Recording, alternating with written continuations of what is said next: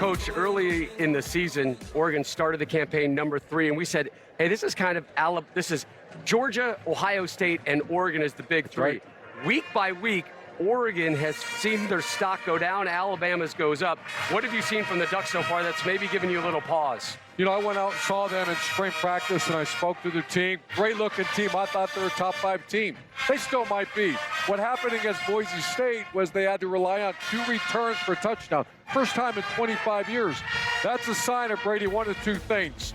The team's really struggling, or they're finding ways to win. You can see the return here.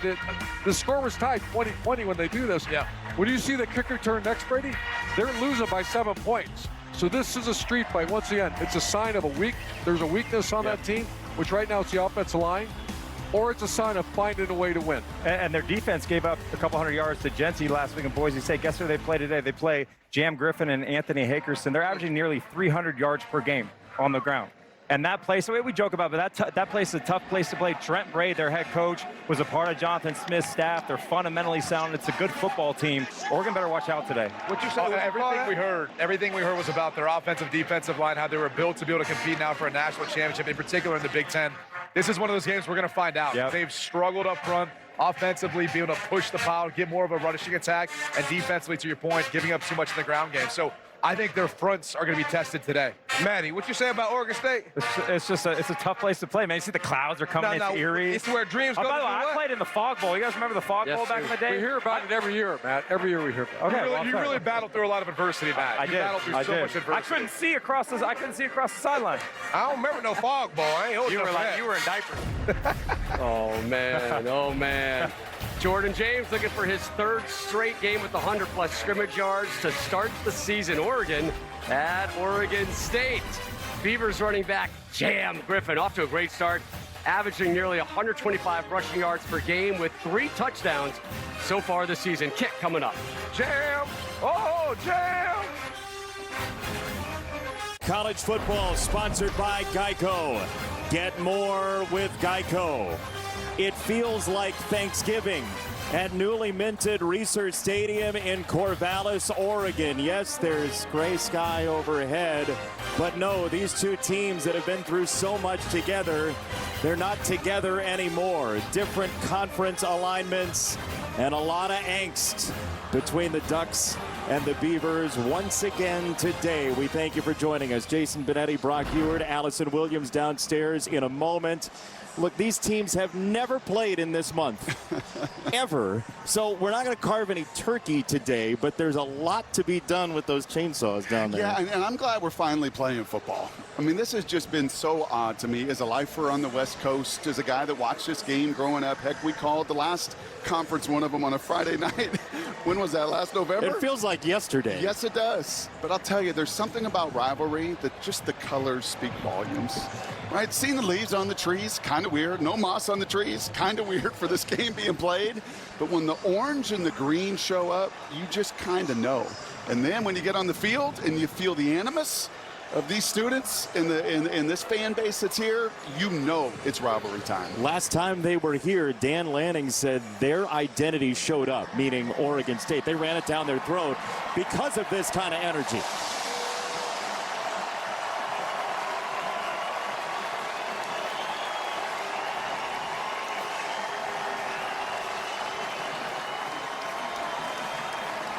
How does Oregon deal with that? Oregon doesn't really know who they are. And that's the challenge. They don't have an identity through 2 weeks. They've got a very talented roster, lots of familiar names, a bunch of experience, but through 2 weeks, what are they? Are they spread team, tempo team? Are they a running team? Are they going to throw the ball to you? You don't know who they are, but I will say this. If you're going to incubate your identity, going on the road's a good place to do it.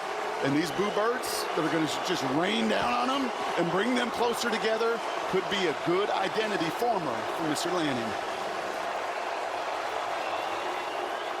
Well, you know it never rains at Autzen Stadium. It's raining boos here at Research Stadium. Oregon State knows exactly what they have to do today, wouldn't you say? That's right, and it's a little odd because I think the perception would be Dan Lanning's been there 3 years, got a lot of familiar faces. Trent Bray's all new coordinators, lots of new players, a new conference, all these newness. and yet they've got an identity. 150 offensive plays, and they've shoved it down the opponent's throat 109 times. That's exactly how they'll have to play this afternoon. It's just as simple as who's going to be tougher today, maybe. We'll find out. We'll take a break with our game countdown, sponsored by Progressive, as the 9th-ranked Oregon Ducks are set to take on the Oregon State Beavers. Kickoff is coming up next.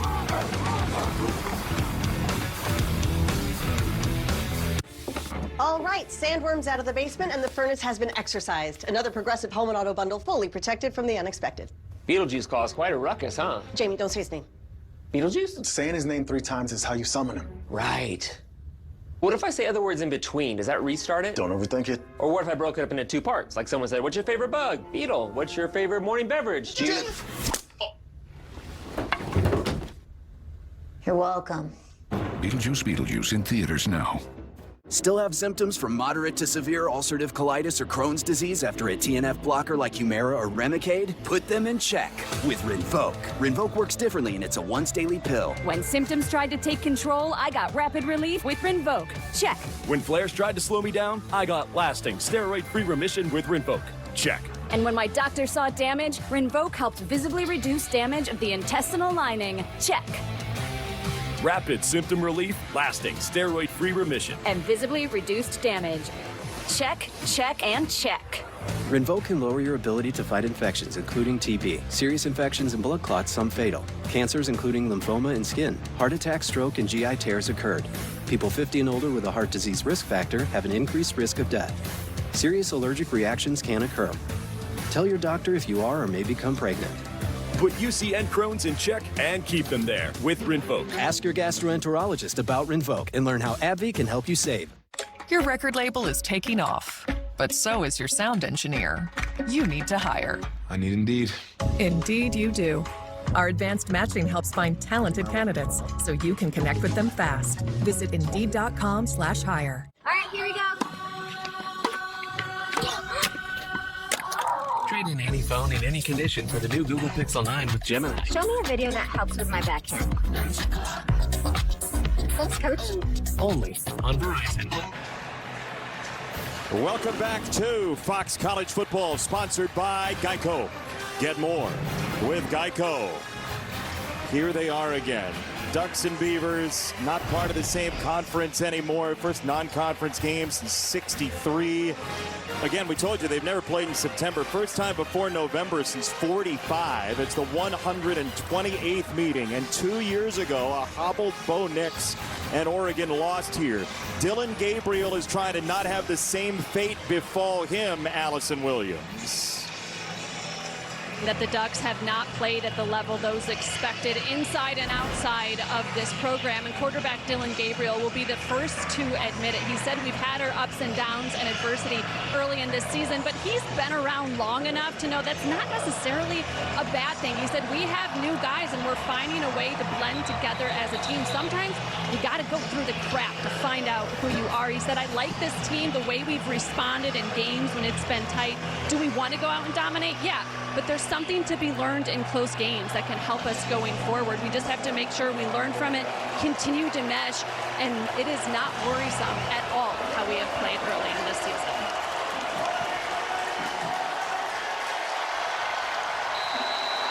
We'll see how they mesh with this crowd surrounding. Can I tell you, I am so glad that this is on a campus. This isn't some neutral site game. Let's not get silly with that. Let's play it right into the teeth for Oregon, the teeth of their rival for a century.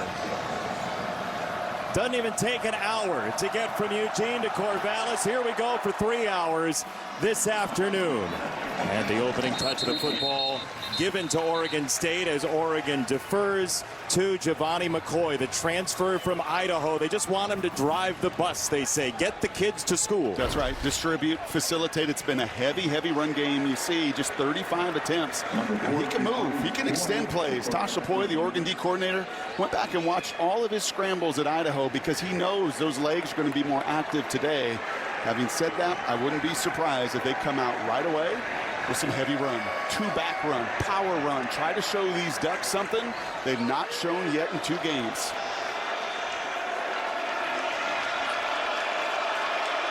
Here we go. Load up the backfield out of the pistol. Jam Griffin, the tailback, and he's got the open carry, and a penalty comes in. So we introduce you to Mark Kluzinski, our referee. Off start. Number 88. 5-yard penalty. First down. It's on Andy Alfieri, the tight end H-back. Oregon State's offense has a lot of work to do on the offensive line today. 2 guys out that they really could use. Yeah, I don't think any of us expected Wells to be out. And Cheech making his first start. Gonzalez played a bunch already this season, rotated in. But yeah, new moving pieces right in the teeth of it. Trent Walker, 50% of their attempts in the passing game have gone his way this season. He is on the near side wearing number 7.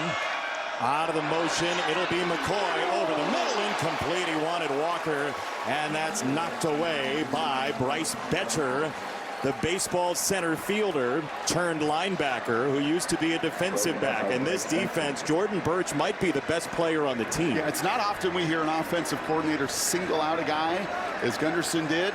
And he said Birch can't wreck this game because he's that dominant. Boss is a stud. Betcher nearly had the pick right there, and a ton of experience on the back end for the Ducks. Some great transfers, including Kobe Savage from Kansas State. He wants Griffin out of the backfield. That's incomplete. Betcher is amped. He is an Oregon native. He's playing out of his mind early. Yeah, he is right here. Nearly had the first down interception. This time, well, kind of like a great center fielder making a jump. And we've got some fun stuff for you if we can get to it eventually. Arm wrapped around, but he doesn't impede. There's no pull there, and that center fielder knocks it away. Penalties may be huge in this game. You see Uiagalelei standing up. He's on his way in. He got there. McCoy turns it upfield and has space to deal with. Giovanni McCoy broke free for a huge gain for Oregon State. There's a marker in. We'll see if it stands. It's a 42-yard run.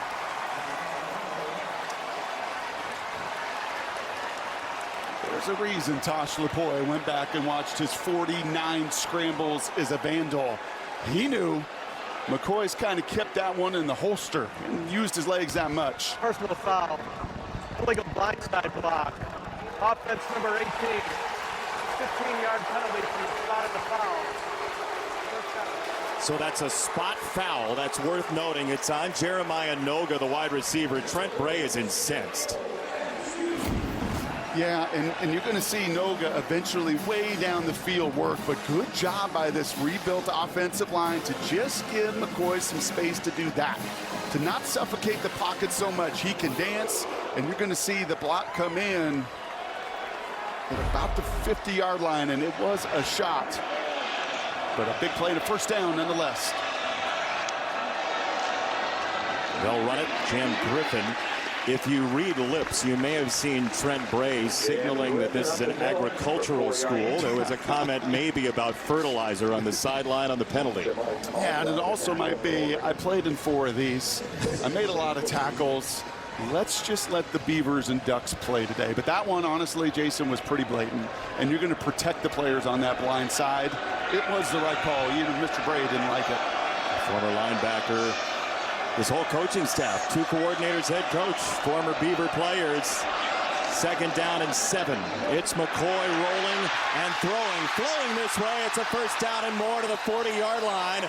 Bryce Caulfield, who had the touchdown against San Diego State, it's a gain of 15. Yeah, the edges of this defense have been a little bit of an issue for Oregon, so not surprised here to see them attacking it, not just in the run game, but a little play pass. Tuioti loses his feet, he loses contain, and the chains are moving. And that's not the chain saws, although I think we're going to hear those today as well. You have to believe that they'll be in stock. Empty. Walker in the slot left. Their most consistent receiver. McCoy looked him off. Throws the other way. It's tipped and incomplete. It's off the hand of Wells. And it's 2nd down coming up. That was dangerous. Yeah, that's a couple of them already, right? Betcher had his hands on the first one. That one came a little hot and high and behind. A play you'd love Wells to make here as a receiver. But when there's so much traffic around you, you know what your job is, a QB? put that ball right on the rib cage and don't make him think about all those linebackers and all the others, as now a couple have gone the right way for McCoy. Who told us yesterday, sometimes you just have to take a breath. Take it in, slow myself down. Play action. He'll throw it over the middle. He's got Taz Reddix, who's got the first down to the 30. They do a lot of this. A lot of these little spot routes, little option routes, just trying to find space in zone. If you're going to play some zone coverage, they're just going to get to green grass. And McCoy's got enough experience, Jason. 25 starts under his belt. This moment should not be too big for him. And Reddix and Walker and these tight ends do a nice job of finding space as outlets. They'll bring one of those tight ends, Terry, to the formation right there. Anthony Hankerson in for the first time, and they'll run it with Hankerson to the short side and pick up a yard. Let's take a look at our Get More game plan, sponsored by Geico. Get more with Geico. Well, plenty has been talked about with the Ducks offense and the sacks and the tackles for loss, but just 6 explosive plays in 2 games. That's not going to cut it. Not with the speed and athleticism, and frankly, defensively too. A chance here early to get a couple picks. Got to be explosive. And for Oregon State, keep the pressure on. Not just defensive pressures, but the pressure of expectation. Get this game to the second half and make them feel the weight of being a top 10 team. Like 2 years ago with a Pac-12 title game berth on the line here. McCoy bails again, and he's tripped up down to the 24-yard line. Derek Harmon, the transfer from Michigan State, with a stop. 3rd down coming up. Is this 2-down territory after 3rd, or would you take 3 just looking ahead? I think this just got to make sure you don't go backwards, that you give yourself that opportunity. Your kicker's just 1 for 3 on the season, and you'd certainly love to pay off this drive with more than a field goal.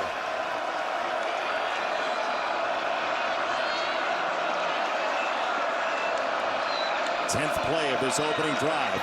Walker in motion. He's got him open on a crosser, and he's out of bounds.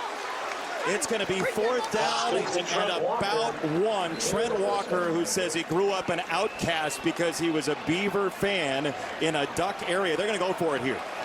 At least they're going to show it and get right to the line right away.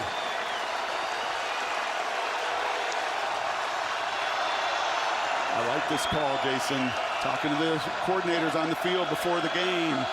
Both sides of the ball said, we are going to be aggressive. Early movement at the line. Now this is where the offensive line shape-shifting can hurt. Offense number 66. 5-yard penalty. Remains 4th down. It's Grant Stark. Yeah, that's going to be the 5th-year senior right there. And kind of like the first play of the game, right? We saw a couple Beavers overzealous to get started. The 5th-year senior knew he wanted to create movement, but he created 5 yards the other way and forces you into this attempt. Everett Hayes missed twice against San Diego State from 38 and 54. This is from 43 for the opening lead. It is blocked.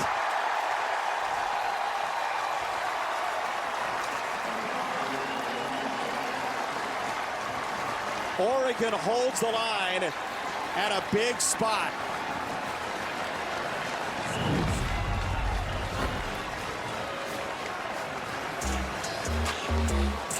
That was right into the line. Uiagalelei, Caldwell, Birch, they were all there. Possibly Trent Bray gets nothing.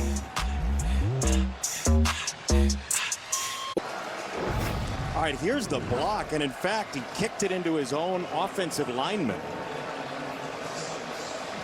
Yeah, 66, Grant Stark got a little head start on the 4th and 1, and that time some penetration, but an awfully low kick that just never got started. So Dylan Gabriel, who's been extraordinarily accurate so far, 59 for 70, hands it off on an opening carry for Jordan James, who gets to the outside to the 31-yard line. So 52 starts for Dylan Gabriel. His deep ball is beautiful. He's stopped at a couple of different places. What do you want to see from him today? I want to see this whole offense form that identity we talked about in the open. I think they're going to simplify. They're going to stick with one offensive line. And you'd like to see him play as Bo did, with just tremendous urgency. They'll run it again. Straight forward And James, as Oregon tries to dictate some physicality early on. And it's Skylar Thomas coming up to make the stop. New center for Oregon, sort of. They were flip-flopping the last couple games. Yeah, Lalaulu Poncho, as they call him, is going to stick right there. I don't think you're going to see the rotation, and you shouldn't. Ferguson, their tight ends, no one catches more ball at that position than that tight end group. And then there's weaponry galore. If you're going to pound and pound and pound the football, there should be shots down the field. Tez Johnson, who had the big kick return for a touchdown last week, in motion. Gabriel on the throw. He comes near side, and that's a wide open Trayshawn Holden, the Alabama transfer, gain of 13, first down. Well, this is what Duck fans have been waiting for. Can we just give Dylan Gabriel a pocket against a four-man rush? Nobody gets home, and you could see he can scan, He's actually got the back wide open for the check down, but a dart for the first down.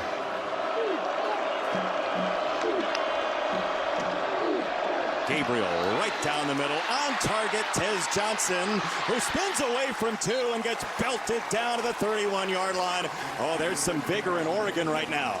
Yeah, and Tez is so hard to defend on these RPOs, right? It's run action up front. Everybody looks like run. You can see the front sell to it. And Tez Johnson's just got such tremendous feel, over 3,000 yards receiving in his career. Nobody's had more catches in a single season for Oregon than Tez Johnson last year. Now Jordan James changing direction in a phone booth. It'll be second and short. Oregon State's defense has some real work to do on this drive. Thomas Collins moves outside. Yep, going to try to add a little bulk there. Oregon playing with tremendous tempo right here. And then Kane, the veteran safety, the fifth-year guy in the back. He's going to have to be an eraser, just going to try to have to eliminate the explosive plays and make the Ducks earn it. The tight end Ferguson downstairs. Gabriel throws. Tez Johnson switches direction and gets undercut. It's first and goal. That was Robinson slicing him down. Gain of 15 again. Once again, you tell me, Benetti, does anybody even smell Dylan Gabriel? No. Is there any Oregon State defender? No. No. And when he has time to set his feet like that, maybe it's because he's a lefty, but man, does he throw some tight spiral line drives that are fun to watch. You wanted identity for Oregon. This opening drive has been very self-assured. Gabriel again whistling it far side. That's Evan Stewart's first catch. It'll be from the 5 that they go second and goal. That's a really nice catch. And Evan came to life a week ago. Huge explosive plays, over 100 yards receiving. They're showing you on this opening drive. All the pollsters thought one of the best teams in the country, number 3 going into week number 1. And you're seeing the talent on display. Full bunch on the top side. They'll break out of it and come near side on the 8th play of the drive. It's James. Straight ahead. Touchdown, Oregon.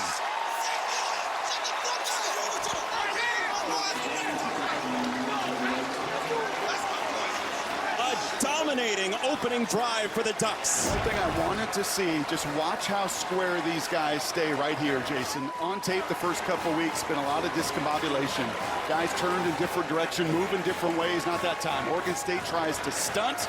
Oregon stays square. All that beef in the middle, guard to guard, gives James an opportunity to do what he can do, man, and that is get it in the end zone.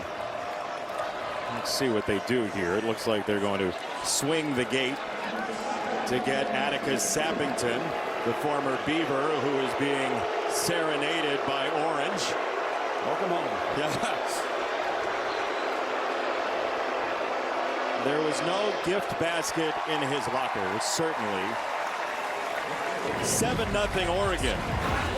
Opening drive, everything you'd want as a Duck fan. All in one. Touchdown, Jordan James.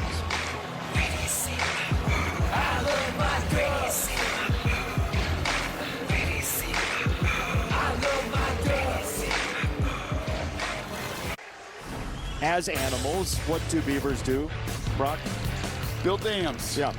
So here's how they rebuild after all the transfers. 40+ guys end up leaving. Half of those transfers, even from Sweden, right? You got you got a ferry to do that? How do you do that? Thomas Collins coming from Sweden. There's a player from Australia as well. And 8 from Florida. The natural connection between South Florida and Corvallis, as I said to Trent Bray, how did you do that? And he said, well, it's just the right kind of kids and the right kind of connections, and they had a lot of patching to do. Jonathan Smith left for Michigan State. He's in his first year there. But all Oregon State on the coaching side as they will run it on first down. Birch got the first hit in there, and there is a marker down. Hankerson on the run, and we'll check the flag.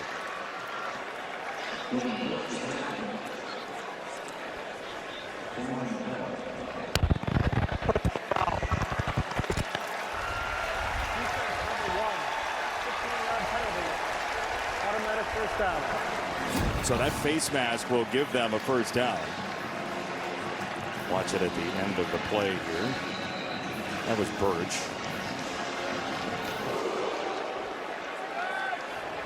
Your thoughts? Minimal. I like says it all. Hankerson again. The right side and downstairs to Allison. Jason, you guys are talking about all the players Oregon State brought in, and head coach Trent Bray has a very clear idea, having played here himself, of just the type of players that they have to recruit. He said, we understand what it takes to be successful, and there's definitely a certain type that will do well here, and there's a certain type that will not. We need guys that are tough, motivated by purpose, not material, and come here on a mission to play football and try to get to the next level. They've had that in a couple of their rooms over the years. The running back room is one of them. That's Hankerson again. It'll be third down and a couple. Last couple years against Oregon, totally different story. They lose 31-7 last year, in part because they couldn't run the football. That's right. And really in 2022, they stuck to it. They were down in that game, and they knew, like identity-wise, the only way we're going to win is to keep trusting that run game. And they're coming right back down to it here. Maybe down 70, don't panic. A lot of throwing early. But this is back to who they've been this season. 71% run. It was 60% pass on the opening drive. Third down and 4. McCoy throwing to Hankerson off the bobble. Did he ever put it away? No, incomplete. Bryce Betcher again made a play. Well, that was such a good job by McCoy. You talked earlier about him just driving the bus. Don't go crazy. Run and see that blitz. You get it right to your outlet, and he puts it in the spot for Hankerson. But you see the eyes. And all young running backs, receivers know it. Secure it first. You want to get that first down. Right, kind of like your right tackle wants to get started on a 4th and 1. But it's the fundamentals and the details that really show up in these big emotional rivalry games. A whistle before the snap. Let's see. They're going to review the ruling this. On the previous play was an incomplete pass. The play's under further review. Every play is reviewed upstairs, but some of them do stop play. And here they will stop play to take a look at whether or not Hankerson did have control.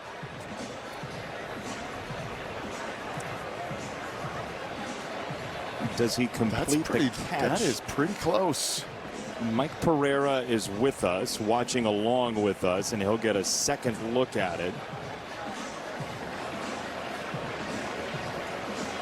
Does he have control with a foot down?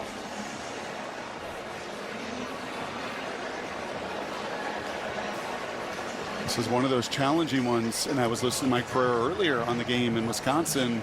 What do you call first? If this is called a catch first, I think this stands as a catch. This was obviously on the field called incomplete. Nope, he has no control. He has no control. He gains control there. Does the ball move anymore, Jason, from right there while his foot is on the ground through contact with the ground? I don't think so. Do you? I think it's an excellent job by the replay booth to slow this game down and to take another look at it. The foot's down right there. The foot is down. The foot is down. Does the ball from that point through contact with the ground move at all? I don't think it does. And you can make a catch with your arm into your body, to be clear. Or the side of your helmet. After review, it is a catch inbounds. It will be first down for Oregon State at the 40-yard line. You said it, Brock. That's a great job by replay. Mike Pereira, you're watching this. What did you see? I think Brock was right off the bat. You don't need me. I mean, he had control. The ball was kind of up in his elbow a little bit, but that's the arm. So it's either the hands or arms. And then the ball never came loose when he hit the ground. So with that foot being down, that was a great job by replay, recognizing that. and getting it changed. Let's be really clear, Mikey P. I need you. Always. First down. That's Noga. He tried to throw it back. He's got McCoy, and his throw is incomplete. That was as pretty as the 1983 game. You know what that was? An old John Woodenism. There was a lot of activity, but no achievement. And you kind of want it the other way. You kind of want, if you call this, and it's a great shot play, but Oregon is all over it. They sniff it there, they sniff it here. Tremendous discipline on the back end. Yeah, Tuioti was all over. All over it. And Trent's like, good idea, Ryan Anderson up in the booth. I like the call. But Oregon sure played it well. They've known each other for a long time. They played together at Oregon State, linebacker and quarterback. Second down run. Hankerson again, and he is stonewalled. Tuioti at the bottom of the pile. Jabbar Muhammad, the transfer by way of Oklahoma State and Washington, and it's third down. That was an excellent job by Oregon to secure that edge when they've given up some bounce plays and yards, and Genty at Boise will do it to everybody. But it's been those plays that have gotten outside without help and support. Much better sound defense on that second down run. Third down and 10.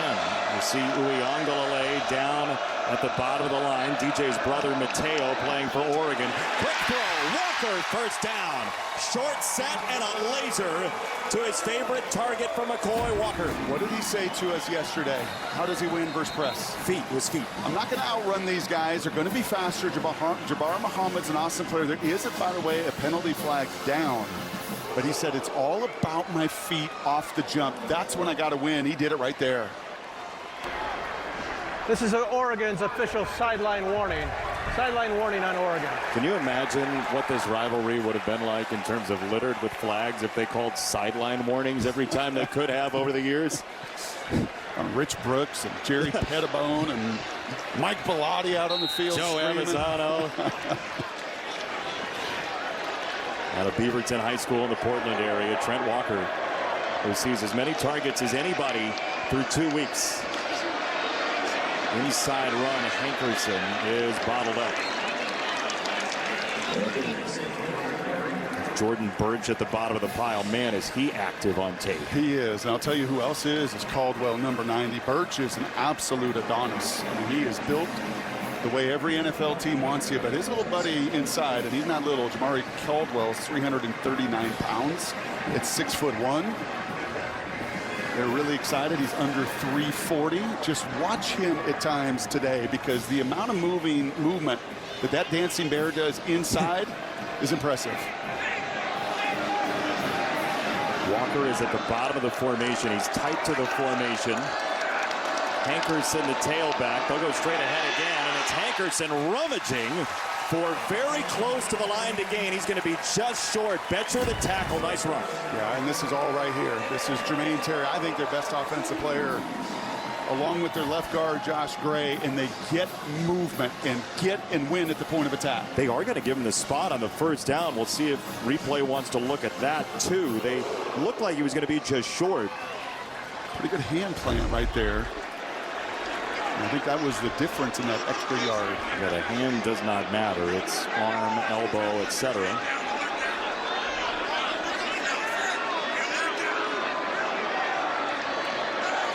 Couple of tight ends in. They'll go right back to the ground. Hankerson shuffling outside to the 15. Anthony Hankerson. Well, Oregon State has done what it's wanted in one way. Time of possession, holding the ball for over 8.5. You've got to shorten this game. Oregon showed you offensively what they are capable of when they put it together. And now with an O-line that looks better in that opening drive than they have all season long, you're going to have to maximize every possession. They didn't finish the first one, but this is the recipe for today. Get the game to the second half. And with two running backs that they use, 7 runs on the drive, mostly Hankerson. Jam Griffin is into the ball game on a second down and 8. McCoy pops it over the top. It's Walker. It's third down and 1 coming up. The ball came free, but he was down. Jabbar Muhammad worked hard to punch it out. Third and 1. That was a straight RPO. Those big guys don't know run pass. So it's the best way to make life difficult on a defensive front. Is that was a counter power run that Dan Lanning was looking at, and then the pass right off of it. And McCoy, man, is he super efficient with his mechanics. That's 1 yard they have to get. Bodies staring at each other. Straight up the middle, and that is a first down. Jam Griffin moves the sticks. Tuioti on the tackle. First and goal at Oregon State. You could argue that both teams have done what they've wanted to at the outset here. Yes, and you could see hands on hips for both sides. Caulfield hands on hips. Derek Harmon hands on hips. Breathing heavy. That's what they wanted. They wanted those big D linemen to have to play 8, 9, 10 plays on the drive. Hankerson back in. They'll run one more play before the end of the first. Off the Walker motion. Straight ahead. Hankerson beats down the door. Touchdown Beavers.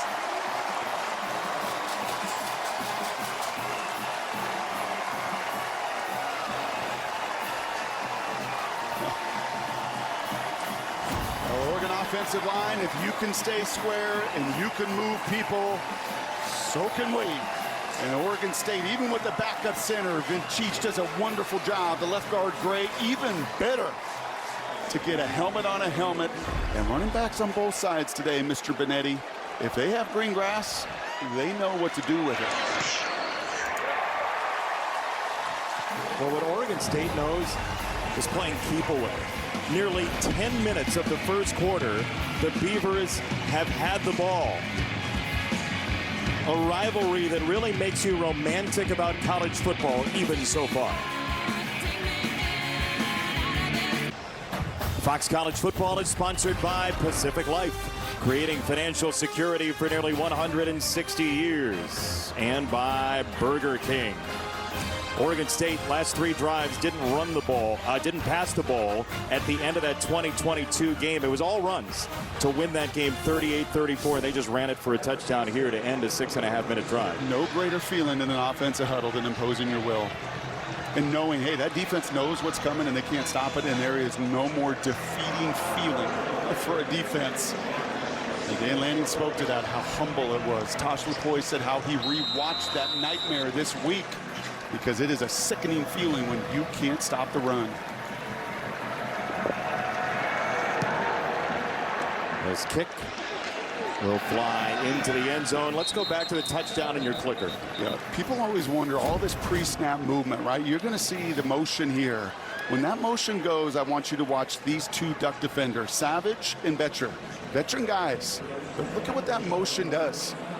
Right, they actually run right into each other. It's losing your eyes. You're pointing, but ultimately that misdirection, the tight end coming around, just all of that window dressing and that confusion leaves a couple Ducks bumping into each other, and that's more than enough for Hankerson to get the job done. And the timing of the snap matters there too, right? With the 100%. And that was a point of emphasis this week, is to really try to snap it right there behind the line and right behind the center to mess with the strength of that Oregon defense.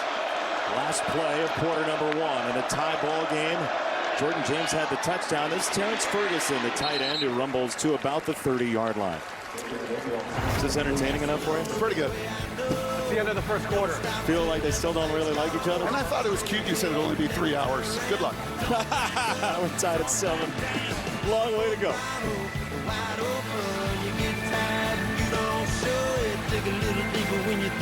Coach Lanning, I know we haven't seen a ton of your offense, but with them back on the field, what has impressed you the most so far? Yeah, just our ability to play clean, right? We talked about playing clean coming in this game. So far, they had a good, clean drive. That first opportunity, we got to take advantage of it again. You know Oregon State wants to possess the ball, and we saw them have that long drive with a touchdown. What's your defense got to do to get off the field? Yeah, we got to stop them on 3rd down. Had some opportunities on 3rd down. We didn't get stops there. Got to control the quarterback on the scrambles. Thank you, Dan.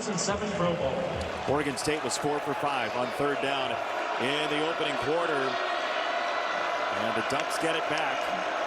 At the end of the first, Dylan Gabriel throwing this way again. Terrence Ferguson blitzing down the sideline. And finally, in plus territory or so, knocked out of bounds after a gain of 20. Well, I showed that motion with Trent Walker on the other side. It is the same thing. You're going to see, it's not the pre-snap motion, but post-snap, he comes across. Does Ferguson in these tight ends so many times to cut off in the zone run game. And it makes it so difficult when it's the same look. But instead of blocking, number 3 knows what to do with it when the ball's in his hands. 21 catches by Oregon tight ends now, the most in the FBS for the tight end room. Gabriel coming back this way for James, and he is chopped down. It's the freshman Isaiah Chisholm for a loss of 4. And that is a heck of a play, man. 2 Duck linemen out front. And you can't wait when you're a linebacker. You cannot hesitate. You're going to see the screen action, 2 big guys out there about 700 pounds. And Chisholm's got 1 shot, and that is to split those 2 and go get the tackle for loss, and he does just that. He missed the first half last week for targeting there. He went low in a beautiful tackle.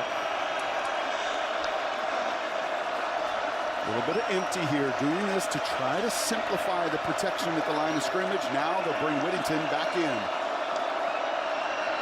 Speed option here. Dylan Gabriel down the sideline. He's winning the foot race. Gabriel touchdown with a vapor trail from 54 yards.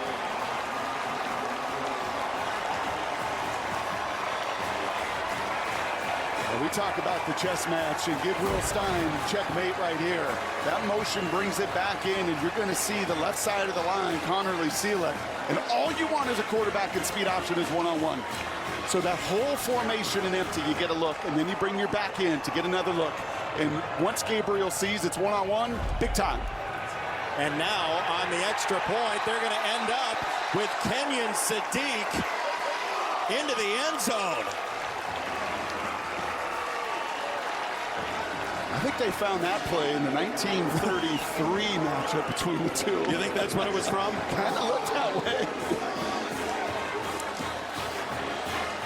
So here's what we're going to do. You're going to line up in this like swinging gate thing, and you're going to stand all sideways, and then I'm going to snap it to you. I think I saw that snap in the 08 matchup of these two. Get out of the library.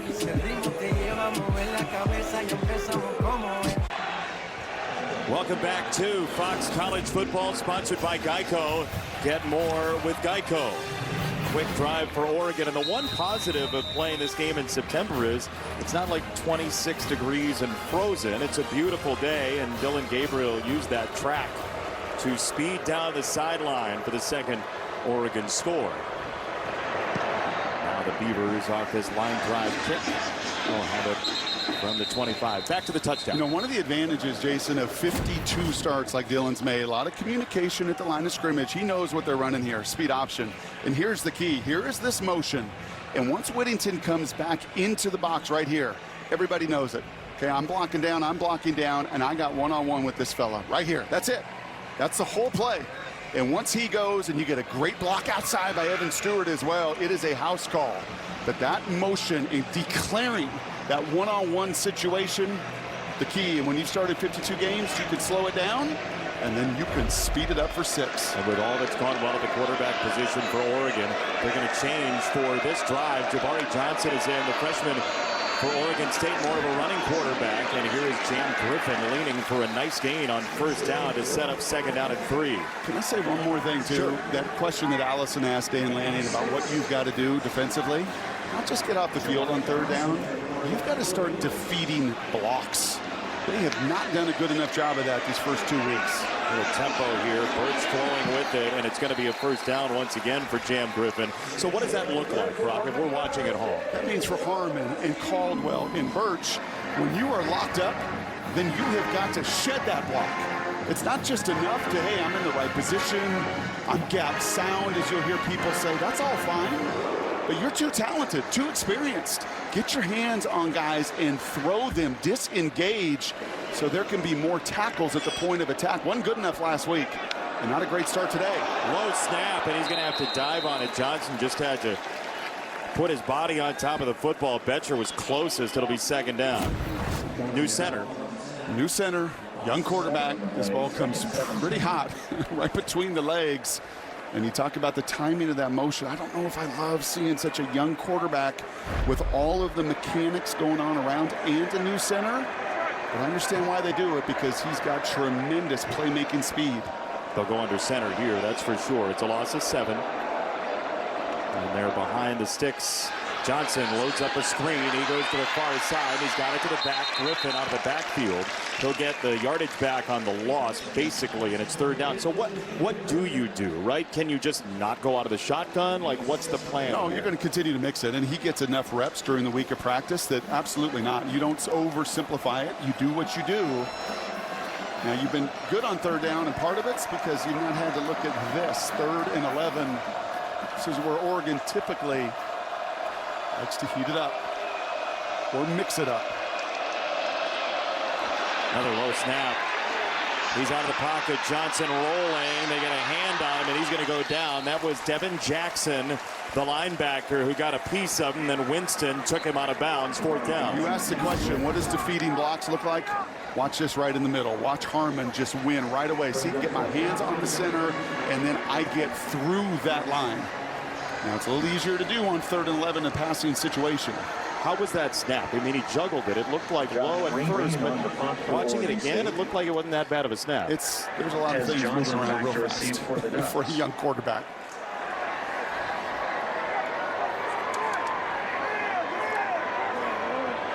Special teams was the game winner last week for Oregon against Boise State. Tez Johnson back to receive. We'll see if he gets a chance. The answer to that is maybe. Here he goes. Hemmed in for a moment. Can they keep him caged is the question. And he dances for a couple after a 50-40-yard punt. Last we saw Dillon Gabriel, he was going as far as that punt just did, down the sideline. 15-7 Oregon, and the Ducks have it next.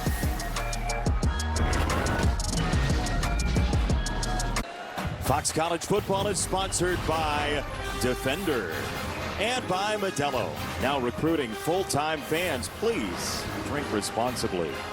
The quarterbacks from Hawaii through the Oregon program, including Marcus Mariota, who has made a relationship with Dillon Gabriel, who himself has now given uniforms back to his own high school.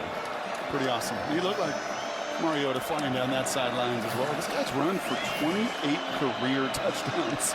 The numbers are so prolific in his 6 years, as he showed he can scoot too. Different system here, but some carryover as Whittington is in, and his run will get him to the 19. Allison on Dillon Gabriel. Yeah, wearing that number 8 in a Ducks jersey is kind of full circle for Dillon Gabriel. He grew up watching and idolizing Marcus Mariota in Hawaii, and he said every time I walk into that center named after Mariota, it reminds me that it is so much bigger than myself, what I'm able to do. He said, I just remember the way he motivated me, opened doors to the idea of being able to play quarterback coming up in Hawaii. He said, I just want to instill that same sense of belief and motivation for youngsters watching now. Really powerful to have somebody to aim for and an inspiration to follow as that run gets to about the 21. I mean, you can't miss Mariota in the facility in Eugene. Like, there's a huge hologram of him on one of the ceilings, and he has been that presence for this program. The Woodwinds are ready for third down. The first third down for Oregon today.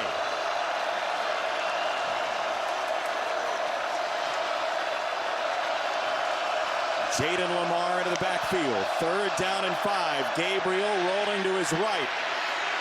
He throws with the left. He leans, and did he get the ball? There is the question. Where was the ball when he stepped out of bounds? That's what they will ask. Johnson chased him out of bounds, and let's see. It is a first down. That is so good, and that is being a fixer. Just like Mariota was for so many years, that whole play was discombobulated. Two Ducks run into each other. And you're right, Jason, where is the ball as he once again is using those legs effectively? And that's a first down. And he extends it over the sideline before he steps out of bounds there. First down, Lamar remains in. And he was the guy who saved the day on the kick return that got dropped at the goal line last week, which we see one of on the West Coast every year in college football, I feel like.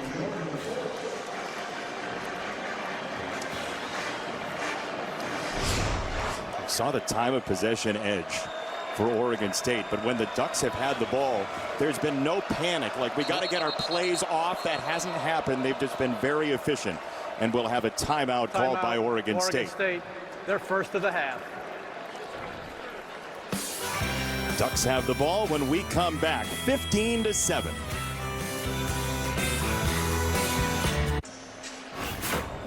Dillon Gabriel has had quite a few stops. He opened in Hawaii. His dad was a quarterback as well at Hawaii, Mililani High School. He went to UCF where he had that tragic injury at the early part of the 2019 season. He then goes to Norman as a transfer with Jeff Levy as the offensive coordinator. Nearly went to UCLA that time around. Then tried to keep everything a little calmer with his recruiting this time and ends up in Eugene. Well, they're happy to have him right now. 2nd down and 8. James is in. It's play action. He'll throw near side. Tez Johnson keeps his feet and then sort of hopscotches to the sideline. It's 3rd down. He is so smooth, Brock. You know, he reminds me, the more I watch Cavante Turpin, the Pro Bowler, the UFL, former UFL star and TCU guy, they're built about the same, like 160 pounds, and you wonder, how can they do this? But they are so twitchy and so elusive. And just such a feel for space. 3rd and 3. Short toss for James. He's got the 1st down and more. Connerly wiped somebody out. Jordan the stop. It's a gain of 12. Well, Connerly is just a stud. There's a reason he was a 5-star out of Seattle. He is so athletic. And once again, that edge is speed option the first time. That time it's a little toss play, crushing the edges. Gabriel's deep ball for the first time today, and there's a marker coming in. That's a tackle by Andre Jordan on Evan Stewart. Why would you say that? No. The jersey being pulled and tugged? That's what we call fish in a barrel for an official.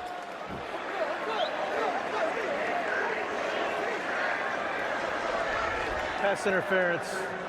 Defense number 27. 15-yard penalty. Automatic 1st down. He is grabbing, pulling, impeding. That is, as you said, textbook right there. Very, very obvious. I love Dillon Gabriel's deep ball, man. It is a thing of beauty. Whatever they teach on the islands, two are the same way. Marcus, those guys know how to throw it deep. Got the air nerf working. As he calls it, Gabriel wants to throw it back this direction. He's got a wide open tight end. Terrence Ferguson, little soft shoe to the 20-yard line. What a change of direction. It's a gain of 20. Does he remind you just body type of Kelsey a little bit? Oh, that's interesting. As you just watch that run, he's got like the shoulder lean in front of him. He has movement and change of direction. I mean, that honestly, if you put Kelsey's number on there, and he's big. Terrence is 6'5", 260. But they just move so smooth and not stiff. And you can see the numbers off the charts. He's going to chase Ed Dixon and Josh Wilcox down this season. Yeah, for all the records. Wilcox has the touchdown record for tight ends at Oregon. Gabriel loads a time. End zone. It's a touchdown. Trayshawn Holden.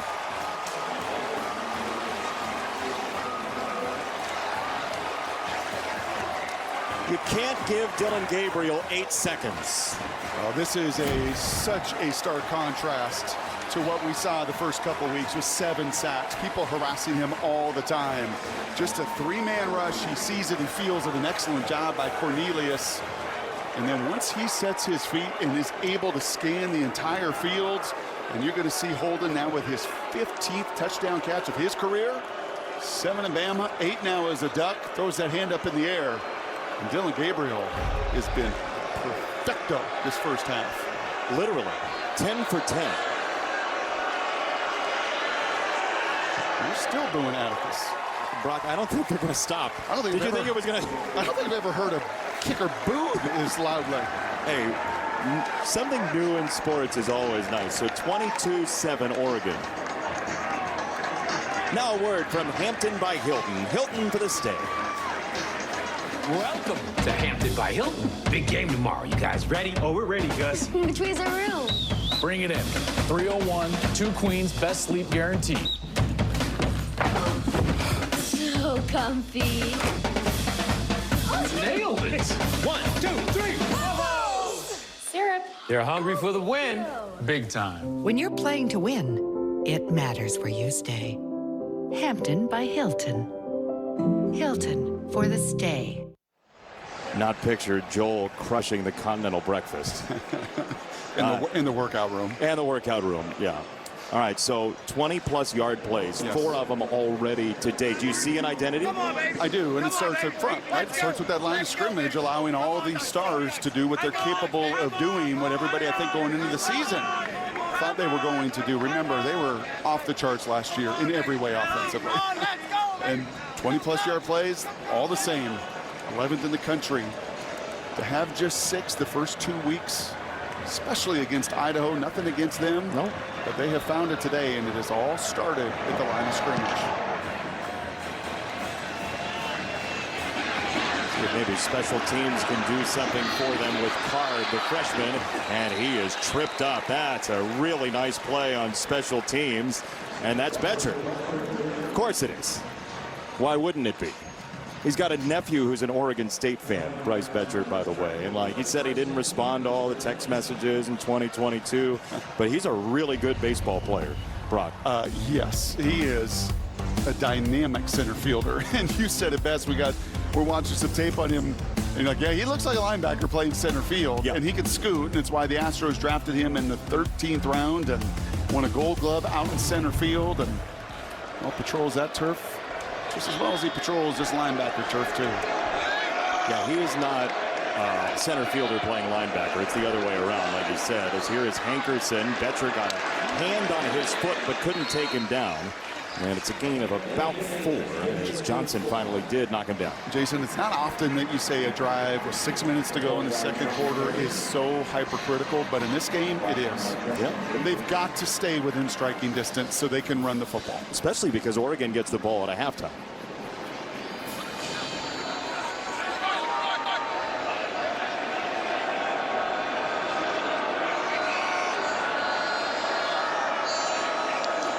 Second and 6. It's play action. With McCoy back in, he'll roll, come to this side, and Betcher flowing with the play again, going laterally to set up a 3rd down. Wow, did he cover some ground? Holy smokes. That was your play in the right center field gap, because you're going to watch him right here. And just the amount of ground, good play action. We've seen this a couple different times, and then boom, right there you put your foot in the ground, and you've got to take the right angle for a fly ball and the right angle to chase the QB down. You know, hit probability, that was 1st down probability through the roof, and Betcher changed the numbers. Substitution allowed here. Tuioti will come out. Oregon will use the substitution to help itself. Winston came on, and a timeout forced for Oregon State. Oregon State. It's legal. It's within the rules. 30-second timeout. Oregon State said this week that they didn't want to substitute too much to give Oregon the chance to do that very thing. So 3rd and 2. Let's watch the similarities between Betcher on the baseball diamond to football. Now look at him in center field in that jump, and then just the amount of ground to cover. And the same thing today. This was the opening series of the game. He is all over it and an awareness to jump it. And then, as you said, right, they chart all those plays for the outfielders of hit probability. Allison, that was pretty good, taking a 1st down away. Yeah, and he told us there are definitely some similarities between chasing down a ball in center field and a ball carrier on the football field, and it's that initial reaction and that initial instinct. He said when you see the ball off the bat, you have to go full speed, just like you do when you see a ball carrier about to make a cut. You have to react and go with no hesitation and trust your instincts full speed. We saw that. Oh, he has in a big way, Allison. 3rd and 2. Walker in motion. They'll follow him.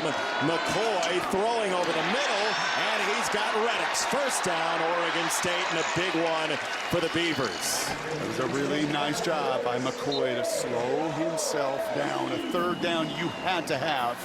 And every offense in college football, heck, the NFL runs that play. It's called mesh. And Reddick's comes underneath on a shallow cross. You see Ryan Gunderson right there. Like, yep, I've called that. I've seen it. This is my 1st time doing it. Sat under Chip Kelly for a bunch of years there at UCLA, the last 4. Well done. Great execution.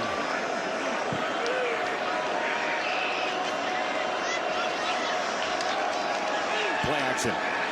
Here comes pressure. He'll drop it off. It's Hankerson hit from behind by Tuioti. It's a loss on the play for Oregon State. Yeah, that's an awesome, awesome job by Tuioti to retrack, and you would expect nothing less. His dad is the D-line coach after all. It is a screen the entire way. He retraces his steps. He feels it. He goes back to it. And you feel a little more urgency from the Ducks here defensively. It's almost like we know what the offense is capable of, and Tosh Lupoi and Dan Lanning work so well together. But defensively, you get a stop and get the ball back, and after halftime, you could step on the gas. You could. McCoy giving ground again. He'll drop it off. Hankerson wide open. Green grass in the state of Oregon. And down he goes about a yard short. Pass complete to Anthony Hankerson. Jackson following. It's a gain of 12. Well, Idaho did this a bunch. Just got linemen out in front. I think Idaho ran 8 screens in their 48 plays. And Oregon State says, well, if it worked for Idaho pretty well against an aggressive group, let's start screening them too.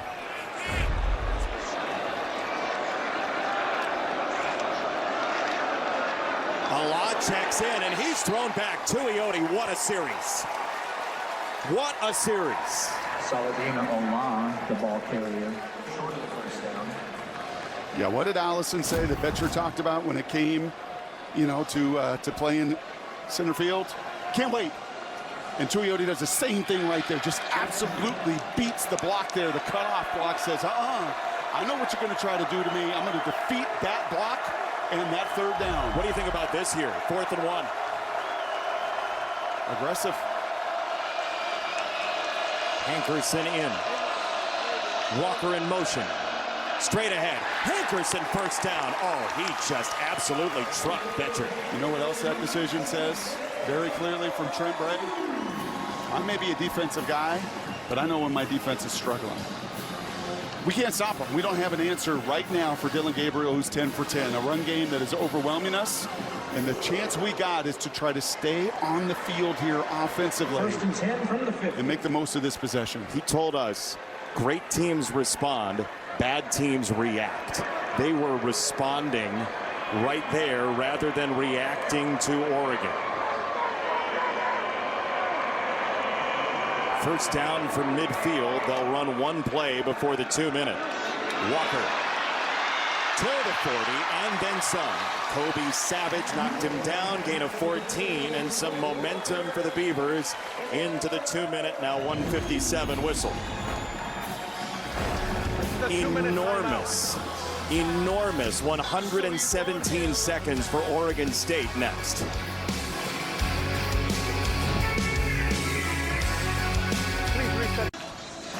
Fox College Football is sponsored by Ice Cold Dr. Pepper. College football, it's a pepper thing. You played here in Corvallis. What an atmosphere and a beautiful place to watch a football game. Yeah, it didn't look like this. it was very different last century, Mr. Benetti. Well, they had all the construction people doing the work, as you just saw. I don't think they were singing Steve Perry, too.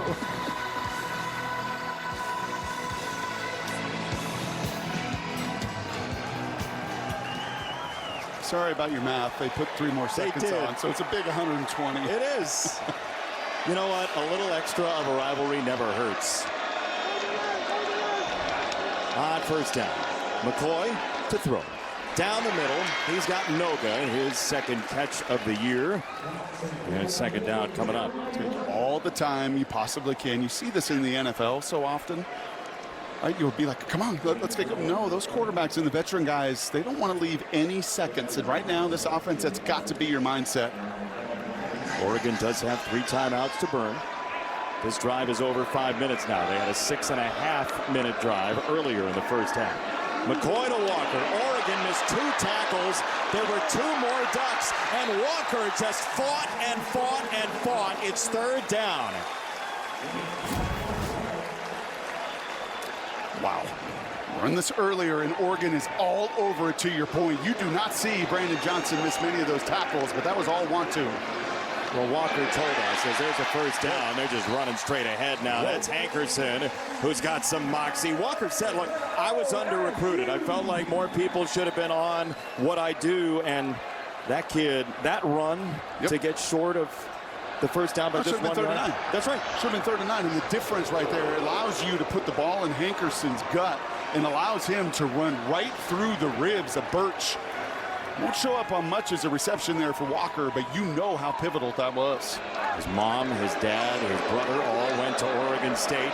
He's got it in his blood. There he is in motion on first down. McCoy stays on it, throws, Walker, incomplete. The marker down. There's a marker down on the hit. Back at the 31-yard line. Yeah, that was Devin Jackson coming in like a bullet and absolutely unloads. 22.5 miles an hour has Mr. Jackson hit on their catapult system, and that is flying. Personal foul. Roughing the passer with targeting. Defense number 26. 15-yard penalty.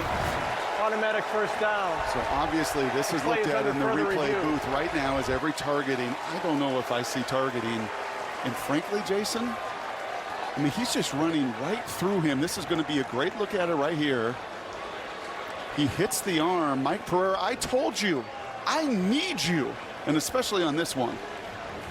Well, I'll tell you, in my opinion here, I don't think it's roughing the passer or targeting. Agreed. It's not late, okay? Now, he certainly doesn't lead with the crown of the helmet. Now, he just has to have forcible contact to their head and neck area, and maybe that's the only thing that they could hang their hat on. But to me, hands go in front. I just don't see this as a foul, period. Mike, where's the first contact? It looks like the first contact's into his arm, right? Yeah, it really does. He kind of puts his arms out, which you want him to do. Now, that doesn't automatically, take over and eliminate any possibility of head or neck contact. Yep. But again, you saw the officials talking about it before, and again, as you say there, the arm is contacted first. But they said, now remember, roughing the passer with targeting. So even if they take targeting off, they cannot take off the roughing the passer. Great point. That's exactly what I was just going to ask you. And so this is going to be a first down. No, it's not. We all agree. But you know what? Hey, I understand in real time. When you're watching Devin Jackson at 230 pounds and running as fast as he does, you understand the violence of this impact. But he clearly has eyes up, heads up. He hits the arm first, and then he goes right through the 180 pounds of McCoy. It shouldn't be roughing. Yeah. It's not going to be targeting, but you cannot take the roughing the passer off.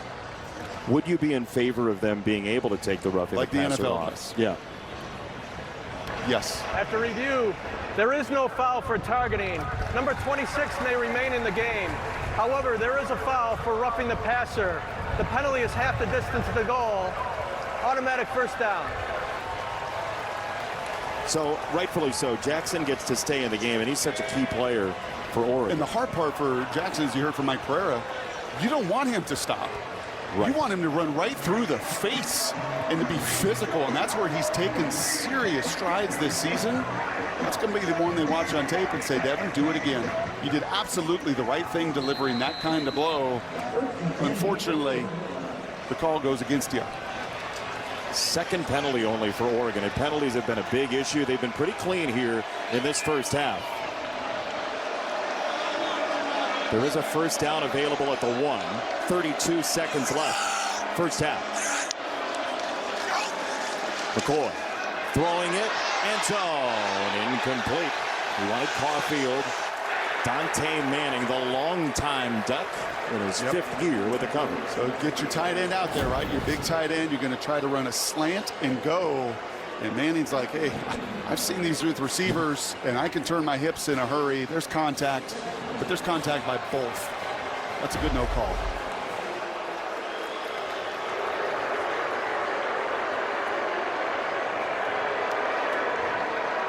They could run it once for sure with 1 timeout remaining.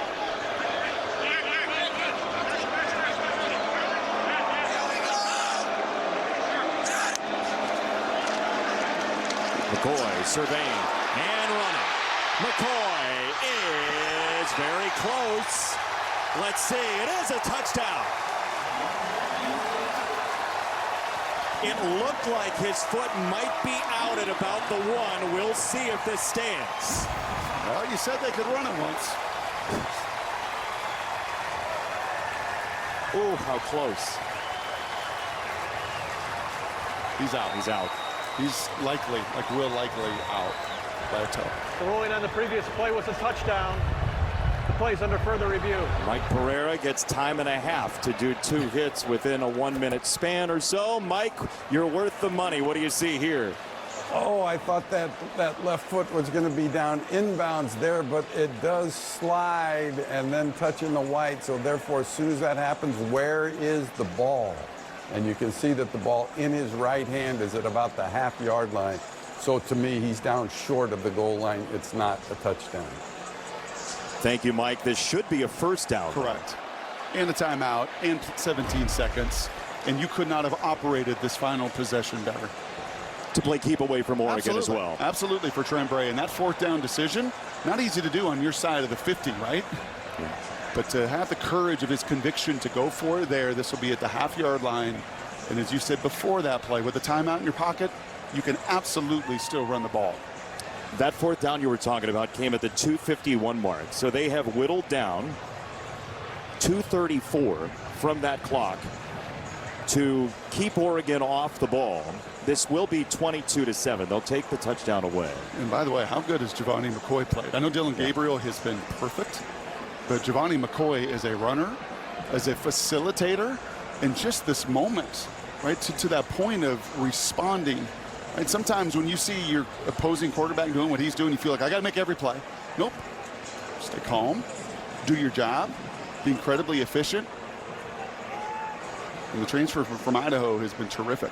After review, the runner's foot was out of bounds with the ball on the 1-yard line. It will be first and goal at the 1. Please reset the game clock to 21 seconds. They'll get 4 seconds. And to your point, Brock, he's gone now 2.5 weeks without a turnover. And coming up at the half, Mike Hill, Emmanuel Acho, Chris Peterson, the State Farm halftime show. They'll have the Apple Cup for you, along with what Alabama did in Madison earlier. But right now, before we go to the studio, it's a yard that separates green and black.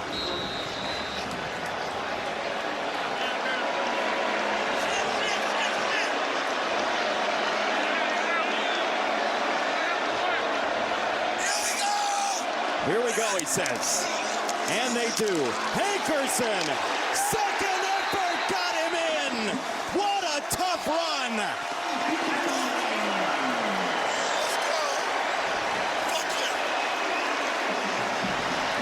Devin Jackson got a face full of Hankerson.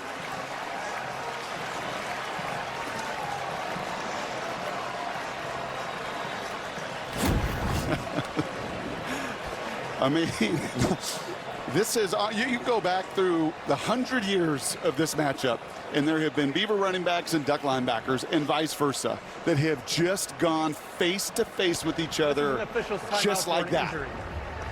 And the amount of power and strength in Hankerson's lower half to absorb that contact and have the balance and the power to finish, yeah, that flex is worthy. There's an injured player down for Oregon State. It looks like Jacob Strand, the offensive lineman. It is. When your coaches say that you, Hankerson, and your teammate Jam Griffin run like you have a Napoleon complex, yeah, that kind of thing happens. Well, remember, they brought in other Louis Vuitton to Colorado because he wasn't good enough. So we needed our own Louis Vuitton, and we shipped him away. And he's saying, I think to Dion and the rest, I'm pretty good too. Yeah, I can play. Those Florida boys, he's one of 8 on this roster. This Florida guys, they're wired differently sometimes. We had a touchdown against Oregon State last year while with Colorado. The extra point is through. 22-14. And oh, do we have a Pacific Life game summary sponsored by Pacific Life for you. Splash. Creating financial security for nearly 160 years. A lot of splash plays for Oregon so far. And Dylan Gabriel still hasn't missed. I mean, look at the efficiency of those 2 quarterbacks. And then both of them have used their legs really well when things are broken down or to be creative. 116 yards on the ground. Oregon has figured it out on the offensive line, Jason. No sacks, no tackles for loss. But defensively, they're just pretty leaky in that run defense. They were coming into the game. giving up 135 a game and well over on pace for close to 240. Part of that was Ashton Genty last week, one of the best running backs in No the country. question. I will ask you, if you're Oregon State, would you think about kicking it out of bounds? I mean, I know you can get it through the end zone, but make sure you do, right? Because of the special teams of Oregon. Oh, 100%. Yeah, you have got to. Number 27 has changed his number to 37. 27 becomes 37 for Oregon. You got that? Lamar just changed his number for a moment, like it's not hard enough for spotters in college football. Yeah, this one's got to find black. Oh boy, it's returnable. And it is the man who just changed his number for the moment. It's Lamar, and he'll get to the 29. See, they weren't even telling the truth. It was the other 27 that became the 37, so 27 could return it. You got that? Sure. Friday night on Fox, Illinois takes on Dylan Raiola in Nebraska in a primetime Big Ten clash. Nebraska's for real now. Friday night, 8 Eastern on Fox. You agree with me? Nebraska's for real? Yeah, that defense is for real, and Brett Bielema's done a nice job with the Illini. I don't think anybody saw them 2-0 coming out the gate as well.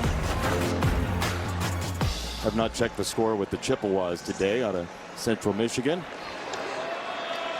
Oregon's just going to kneel on it. Well, it's a one-score game going to the second half, and quite honestly, I think if you ask Trembray and the Beavers that, they'd sign up for it. Only loss. Look, Oregon fans are like, Brock, that's great. Like, we're up 8 here. But, like, you know, got to close. That was the theme last year at the end of the season. It's the theme right now. Mike Hill, Emmanuel Acho, Chris Peterson in Los Angeles. State Farm halftime show.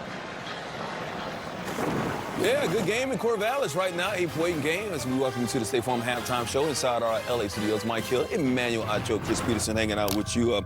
Oregon getting some explosive plays. Dylan Gabriel has been perfect so far passing the ball. As we look at our State Farm halftime highlights, the only thing stopping Oregon is the halftime itself. There's no doubt. These guys have been so clean on offense. 3 drives, 3 touchdowns, and Dylan Gabriel, wow. Running the ball, here's a 54-yard touchdown. He can do it with his legs. What I really love about this guy, though, look at him here. He's a runner, but he keeps his eyes downfield, throws a strike. He's 10 for 10, 114 yards and a touchdown. Both teams playing great. Exactly right. It's taken that type of efficiency for Oregon to be leading because Oregon State's actually executing a phenomenal game plan, dominating time of possession. They've had the ball for 21 minutes and change. Oregon only 8 minutes and change. So Oregon is like, hey, Oregon State, let's eliminate the possessions. However, because Oregon's being so efficient, they don't need the ball for a long time. They will make do with the time they have. You know, Oregon scoring, but once again, just an 8-point game, a one-possession game. Remember, the home team has won the last 5 in this rivalry. Speaking of rivalries, there's a rivalry that Coach Peterson knows better than anyone. Today in Seattle, Washington State battled in the Apple Cup 116th time, and Will Rogers, the Mississippi State transfer, finds Jackson for the 31-yard touchdown. How do we get that open in the Apple Cup, Acho? Good foot control in the back of the end zone. And Washington State's got John Mateer now. Of course, taking over from Cam Ward, and he's looking a little bit like Cam right here. Coach, what was your record versus Washington State? Let's cut to the chase, man. It was decent, but we're fixated on this game. I don't know. Mateer, E, look it up. E, get into my ear. Washington State up right now, 17-13 in a battle undefeated. It's Jalen Milroe. It's been a touchdown machine this season. Today, no different. Highlights from Alabama's trip to Madison. Big noon kickoff coming up. I'm going to get that score.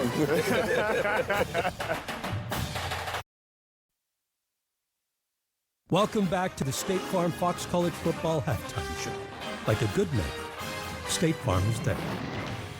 Mike Hill and Chris Peterson, who, by the way, never lost to Washington State as Washington head coach, 6-0. Florida State in danger of going 0-3 against Memphis. Man, oh, man. I'll tell you what, Memphis got a good football team this year. Yeah, good enough to beat Florida State. Well, everybody's beating Florida State this year. DJU throwing it up, team down 8, Hail Mary, not going to happen. First team to go undefeated and then start 0-3 the next year since Arizona State back in '75. Wow. Boston College, number 6, Missouri. Thomas Castellanos, Reed Harris. I really like Thomas Castellano. He's an exciting, dynamic, fun QB to watch. Bill O'Brien's got these boys playing well. They're up 14-3 in this game, but Memphis comes back because they got this All-American connection. Brady Cook, Luke the Bird in the third right there. Luke the Bird in the third, the All-American I'm talking about, making it happen. Mike, that's what an All-American receiver looks like. You throw him a little 5-yard out, and he just gets it done. Tied at 14, then Cook can do this.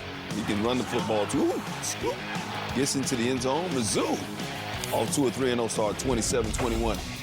6 of the top 7 teams in the nation from the SEC. LSU, not one of them. They're 16th, playing South Carolina. They were down 17-0 at one time. Took the lead right there. This Josh Williams touchdown. 5 seconds left, came down to this. South Carolina down by 3. Alex Herrera from 49 yards out for the tie. That close from overtime. Man. LSU wins it 36-33. Alabama is in the top 7. They're number 4, taking on Wisconsin. Tough break for Tyler Van Dyke. Badgers quarterback knocked out early. Knee injury would not return. Jalen Milroe. Look at this strike to the 17-year-old Ryan Williams. Ryan Williams, his 4th touchdown already of the season. Milroe came in tied in the FBS, 9 touchdowns overall. He had 5 today, 3 passing, 2 rushing. Milroe, look at him. He got the 6 shooters. Yeah, boy, Lank let a naysayer know. Milroe into the end zone again. 42-10, Alabama wins. With more from Madison, Rob Stone, Big Noon Kickoff Crew. Last week, Alabama struggled at home with USF, a 1-point lead in the 4th quarter. Numerous penalties, Mark, that took away a lot of points. Today in Madison, it was all about RTR and playing clean. Yes, they cleaned it up today. Exactly what they needed. It's exactly what they were looking forward to, and they cleaned it up. Last week, 13 penalties against USF. Today, 4 penalties out here against Wisconsin. Last week, 3 turnovers. This week, they forced 2 turnovers. They were +2 in the turnover ratio. Didn't give it away on offense, took it away on defense. That was the key for Alabama today, and they executed it perfectly. It was a complete game on both sides of the ball. I thought offensively, we saw Ryan Williams, what he can do in this offense with the big plays, coach, and then Jalen Milroe. 14 total touchdowns so far in 3 games. And you talked about it in the pregame show, from the pocket, he has to be better. He certainly was today. Yeah, when a defensive coordinator gets ready to face an athlete, a player like Jalen Milroe, you take your entire call sheet and you cut it at least by half. Because every defense you call, Mark, you have to account for who? Right. One of the best players in college football, Jalen Milroe. You got to protect against the option, all QB runs. D coordinators hate that. They'd rather scheme against Pat, but you get an option quarterback that can throw. That's a bad combination for defense. Tough to beat. Alabama's got 2 weeks now, though, to clean a couple things up. The one thing just being that rush defense. Yes, sir. Have to prepare for that. And for Wisconsin, obviously, the injury to Tyler Van Dyke kind of took all the air from without this stadium. But at this point, offensively, they go into a bye. They got a couple weeks to clean things up and try to figure some things out. Before they take on Georgia, Milroe, 5 touchdowns today. His 84 points leads the nation. From early last season to right now, the growth in Jalen Milroe has been astronomical. And if you give that guy time to throw, he's going to kill you. And that's what he had today. If you watch that South Florida game last week, they blitzed him, and they didn't protect him nearly as well as they did today. They got the big left tackle back, Caden Proctor. Yep. That made a difference. But really, those 5 linemen, they need to get a lot of credit because they gave him time. And when you do give this guy time, he's really turning into a pocket passer. You know, Kalen Bohr said it last week. You know, they needed to go through some hard things to grow and get better. You just do. And this was a growth game for the Alabama Crimson Tide. Awesome. We're going to see how much they've grown in 2 weeks against Georgia. For more on Jalen Milroe, here's Acho in the film room. What's up, y'all? Welcome to the film room. Now, public service announcement. Jalen Milroe is letting everybody know if you blitz him, you will go broke. I want to show y'all exactly what I mean as I look at the tape. Now, understand this. This defender is going to blitz in the B gap. So you're going to see this defender blitz in the B gap. That leaves this defensive end one-on-one with Jalen Milroe. If you blitz Milroe, you will go broke. 5 people in the rush is called a blitz. That's one of Jalen Milroe's longest runs on the day. Now watch. All of these defenders, all 5 of them are blitzing. They are all in the rush. They're all in the rush. Again, what did I tell y'all, defenders? If you blitz, you will go broke. Jalen Milroe delivers an absolute dart because he has a clean pocket, and just like that, touchdown strike. Last week, they tried to blitz Jalen Milroe. This week, once again, they thought there was blood in the water trying to blitz Jalen Milroe, but Jalen Milroe sent out a public service announcement letting every defensive coordinator know, Mike, if you blitz, you will go broke. Back to you, Mike. He has been money for Alabama this season. 14 touchdowns, no turnovers. Next week, Big Noon Kickoff. Going to Columbus as our guys get you ready for 3rd-ranked Ohio State and Marshall.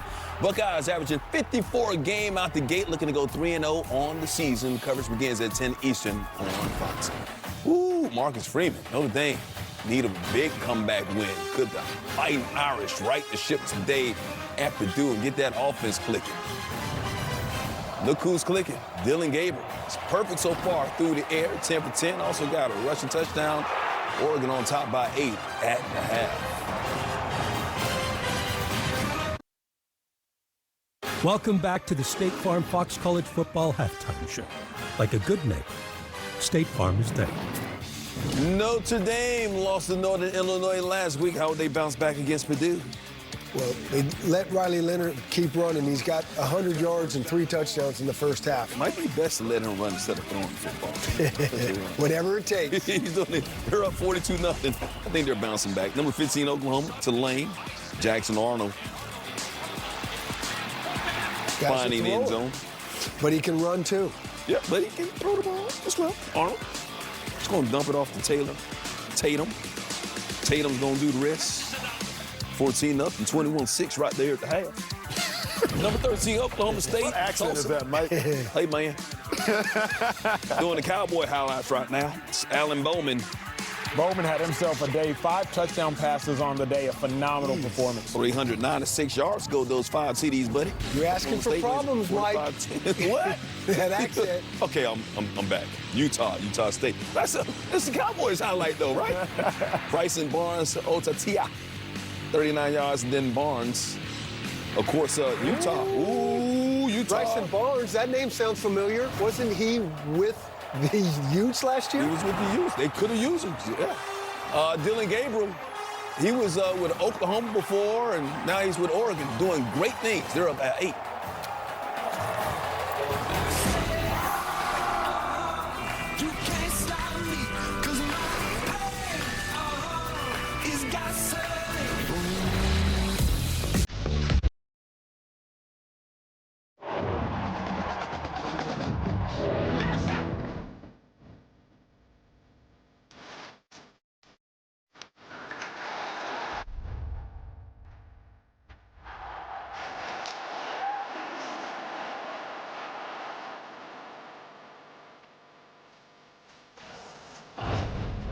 Welcome back to Fox College Football, sponsored by Geico.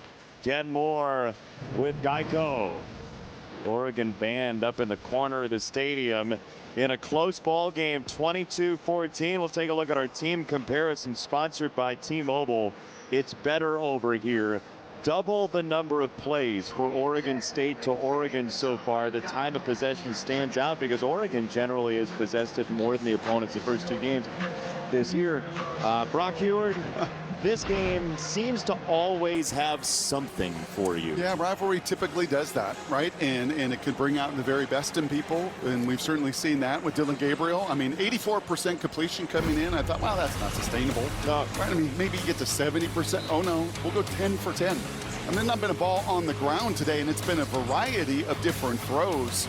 And obviously, the no sacks helps a lot. This was just a tremendous play call, the speed option, and he showed everybody in this building, I'm not just a thrower. I could run it too. I mean, just on the grade sheet, Jason, it's 100%. And very rarely do you ever see any quarterback play a perfect game. He's played a perfect half, and they'll get the ball to begin the second. No turnovers for either team, and they've played games like that in the past. I mean, there was one game where they had 37 combined punts in the history of this series. That is not today. Yeah, no, seriously. In the game? In the game. 37 combined punts. You don't believe me? It was 1931. Nobody scored, surprisingly. It was 0-0. Oregon will get it out of halftime. Downstairs, Allison Williams. I asked Oregon State's Trent Bray about his quarterback, Giovanni McCoy. He said, we see what we've come to expect from him. He's efficient, operates within the offense, and when it's not there, he can tuck it and run. And in an 8-point game here at the half, he said, we are right where we want to be. We know this will be a fourth quarter game. We just have to get it there, go out and finish.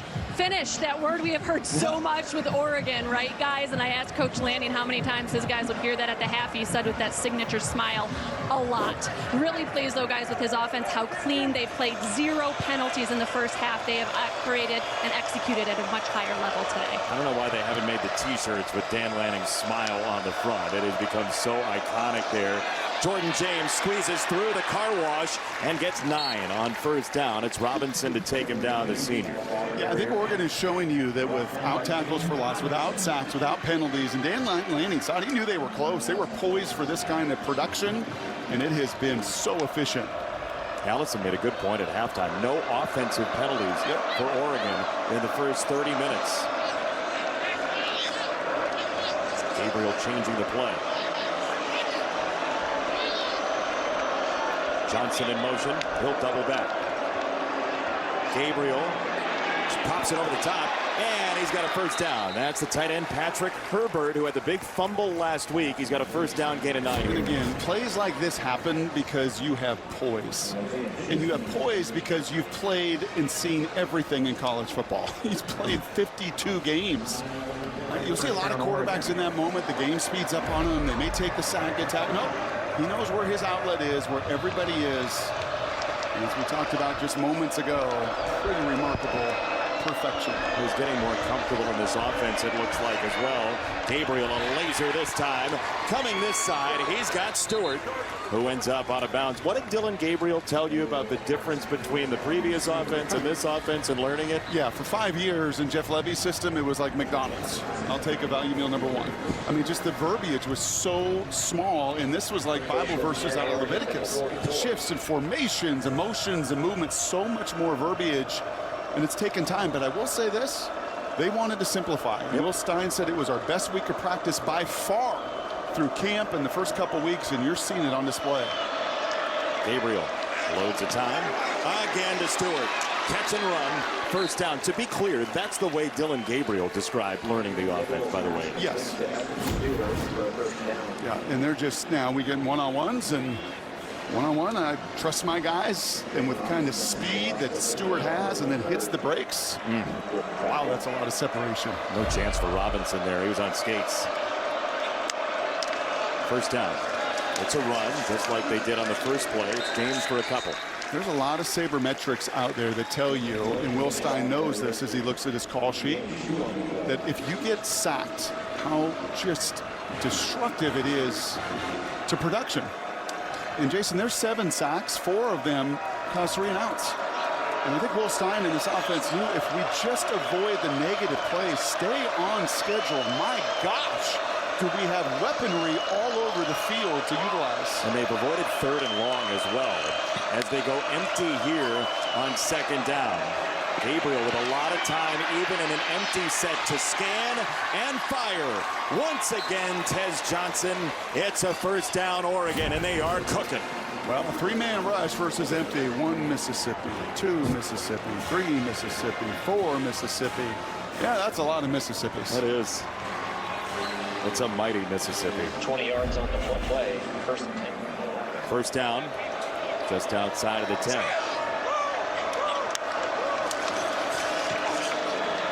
Gabriel wants to pop it over the top, and he will end up out of bounds.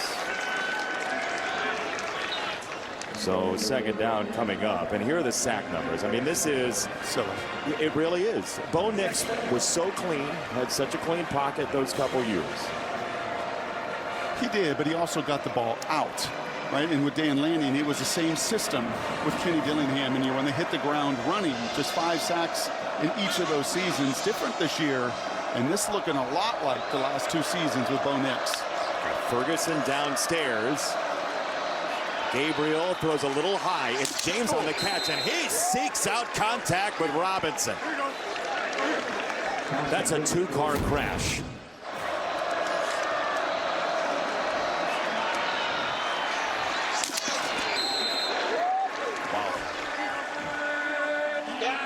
I'm just glad they all got up from that accident. Yes. The last player from Jonathan Smith's first team here, Robinson, on the tackle that time. 3rd and 6. 4-point play right here.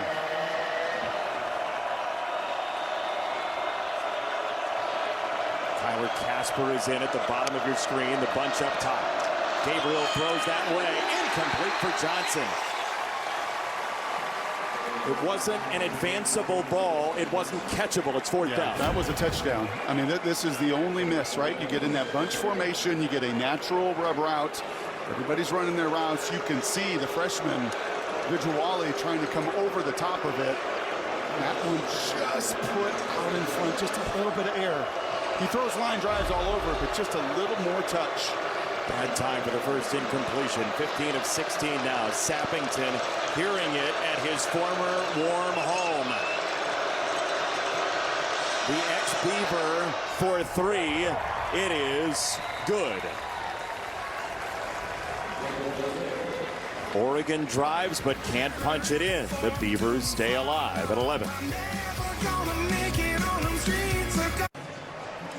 Next week starts Saturday strong with Big Noon Saturday. Will Howard and number 3 Ohio State. The Buckeyes take on the Thundering Herd of Marshall. It all starts 10 a.m. Eastern with Big Noon kickoff live from Columbus. Then Ohio State and Marshall at noon on Fox. Here are all the ranked teams in the Big Ten to this point. Michigan a winner earlier today. Nebraska has snuck in at 23. It's going to be a tough league this year.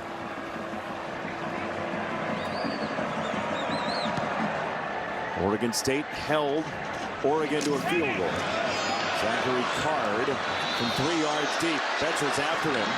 Card gets knocked down. He gets drilled by Dante Manning.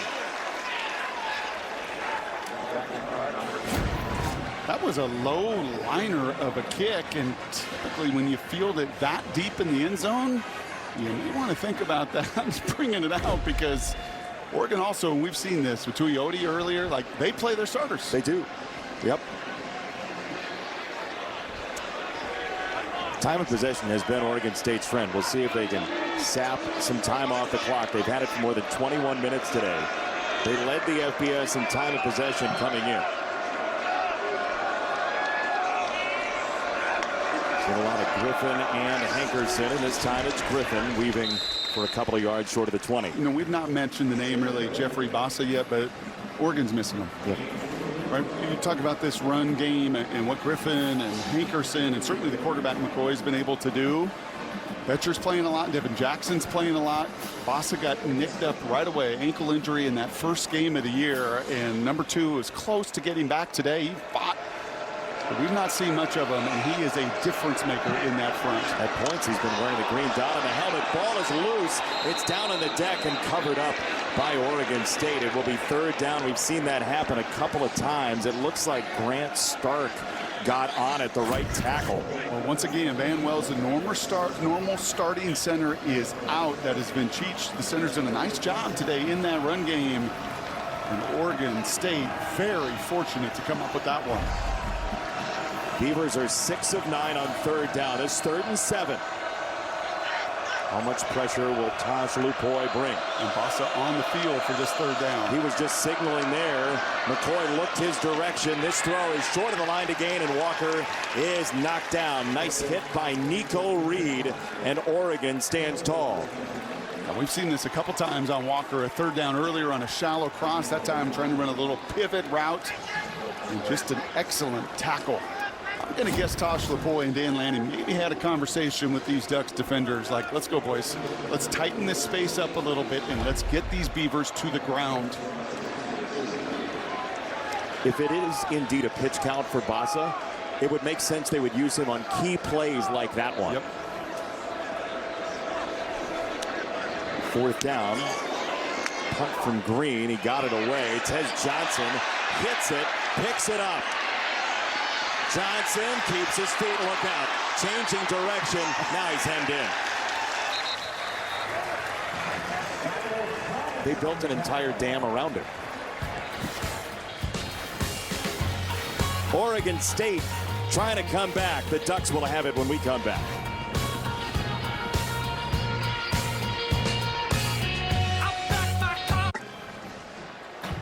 Fox College Football is sponsored by T-Mobile, America's largest 5G network. What a scene here at brand new Reser Stadium. Some great renovations here over the past couple of years, and just intermingled Duck fans and Beaver fans. It's mostly orange, but you know, you look at any section, there's like a little fleck of green here and there. Yeah, really hard for a colorblind guy to see that. Yep. Just want to let you know. Okay. I'm sympathetic. There's one right in the middle. I'll trust you. How'd you get that ticket? First down for Oregon. Whittington, the tailback. And he will tunnel his way, going low for about 4 yards for Noah Whittington, the transfer from Western Kentucky. He was hurt last year after 4 games, and he would have been a real addition to that running back room, even though Bucky Irving was great. And he is strong. On the field pregame with both of these guys. Whittington, we saw the collision earlier with James. Man, they are powerful and low to the ground runners. It's Tez Johnson in the backfield, and Gabriel looks his way. Johnson with those wide steps, staggering to the 38-yard line. What a weapon he is. Yeah, he is. I like the way you say that. He's a long strider. He's just going to come in motion out of the backfield and run kind of that similar little out route that we saw down in the red zone that was just missed. Deshaun Jackson-like with those long strides for a small guy. A zigzagging run that time for Whittington. A nice run. Second down coming up. If we mention the stability of that offensive line, because it's playing a role in that right there. Also, just 3 yards of rush coming into this game. A very different story today. Yeah, Lalo Ulu has been the center all day. And it's been your buddy Harper from Homewood Flossmoor High School. So Vikings, it's a run. It's Whittington changing direction. Bouncing outside, first down and more. Noah Whittington, escapability. He's finally tackled by Johnson after 20 yards. Once again, it is just a body on a body, and Ferguson's going to come around here, but they're all just patient, staying square, so then Whittington can have that time to bounce it out. Look at the big fellas. You did not see this the first 2 weeks of the season. Just getting into those defenders, winning at the point of attack, and allowing that run game to set the table for everything else. Again, they start empty, and they'll give it to Whittington, turning upfield. What's the point of starting empty and then bringing the back into the backfield? Yeah, a number of things, right? Ultimately, to set up other plays, how you're going to react to empty. Every team defensively, Jason, always has a plan or two with how they're going to defend empty. There's Keith Hayward, the defensive coordinator, right in the middle of it. Still lives in Eugene. You know, he's a little frustrated there, as you could see. Coach on that staff with the Ducks. He knew what he was up against today. And it's going to have to be a little bit of bend and hope to not break like last possession in the red zone. All right, same look, different running back. It's James this time.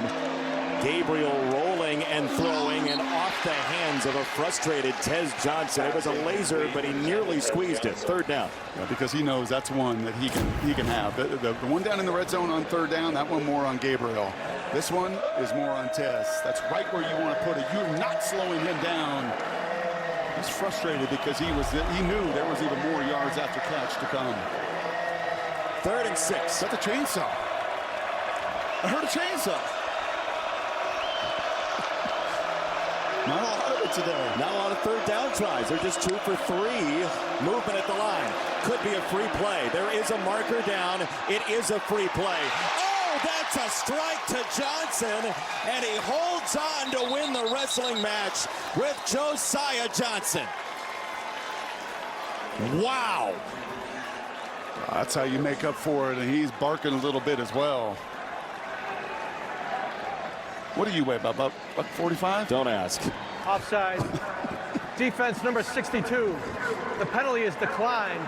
The result of the play, first down. Yeah, you're going to see right there, clearly into the neutral zone. Great job by Poncho to snap it, and Dylan to catch it, and then ultimately the seam route. I ask you what you weigh because Tez is 161 pounds. Yeah. So you're a little guy out there thinking, I'm too little to play football. No, you're not. No, you're not. You just got to be tough like him. You don't want me going over the middle. Here's James, spinning, wheeling, driving. No way! Oh, he's down at the 1. Oh my goodness! Did Connerly just toss him at the end? He may have. I think the left tackle, you're going to see Connerly at the very end of this run just try to help his buddy out right there. He might be in. He looks like he was in. That is very close. Call it 2nd and goal.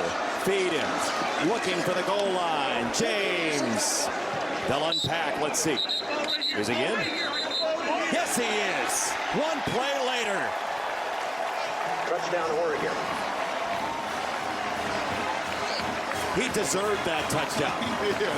And it was Connerly trying to pick him up the first time. And then it was Harper, the big right guard, that just gets behind James and is just pushing that scrum of humanity. Oregon State 62. We've had a few of these plays. That you can turn back the clock to your microfiche in like the early 1900s, and you would see that same scrum in that same play. And this Oregon offense is humming. Think about 2 years ago, after the fourth down that went awry, Oregon State had Isaiah Newell in the backfield, and they basically pushed him for 6 yards into the end zone. This was just 1 yard, but the offensive line was equally as engaged. Yeah, and Trent Bray knows it. Like, this has been a statement from this offensive line. The Stars have done their thing, but you knew they could shine. They've had a lot of experience in doing it in a lot of places, but this O-line needed this kind of effort. Well, for Dan Lanning, who last year used Martha and the Vandellas as a weapon over the PA, nowhere to run from Jordan James.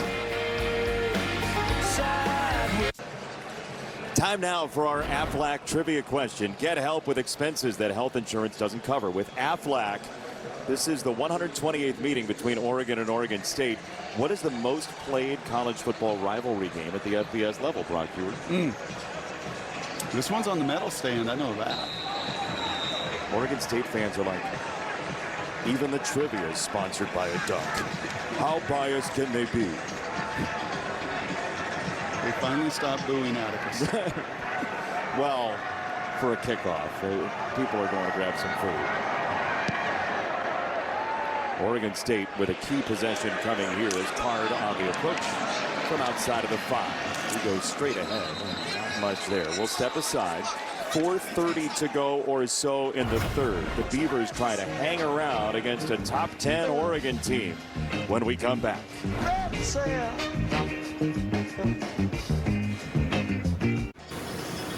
Fox College Football is sponsored by Progressive Insurance. Protect the stuff you love with Renter's Insurance.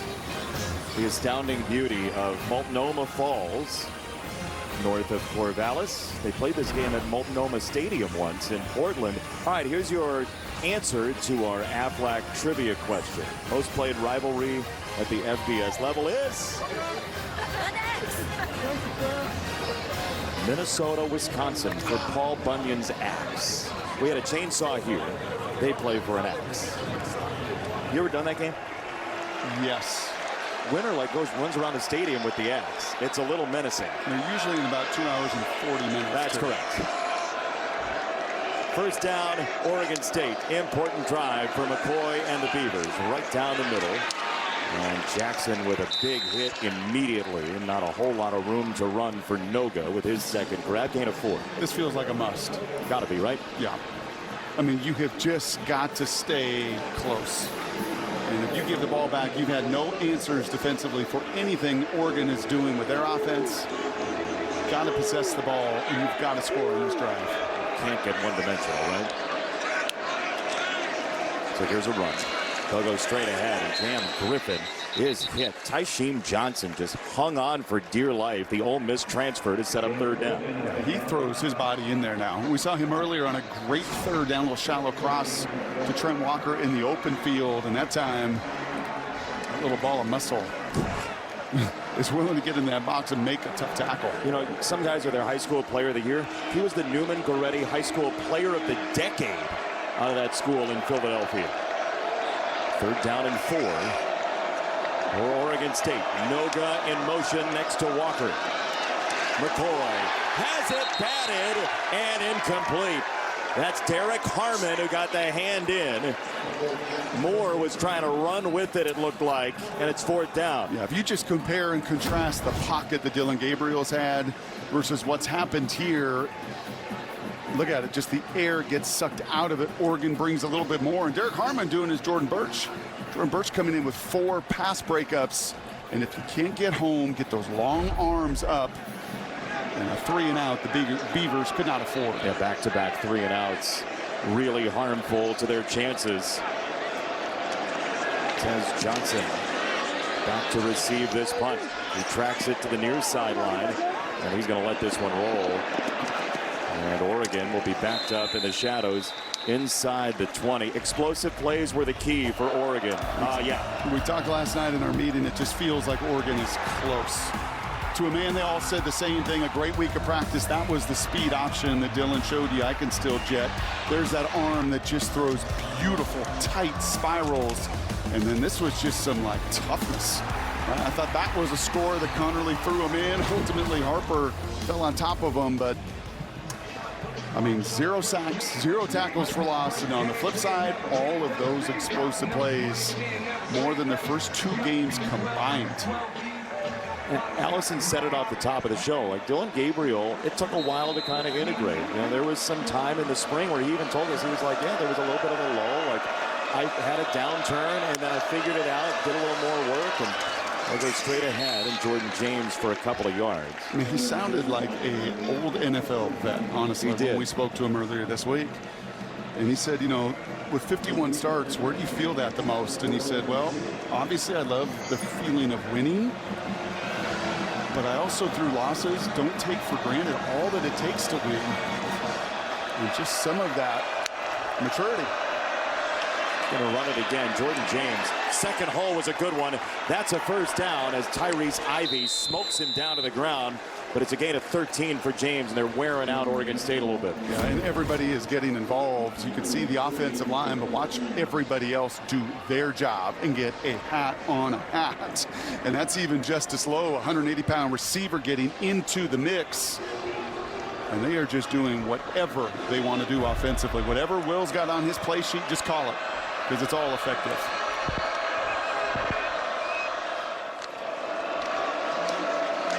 First down run, James again.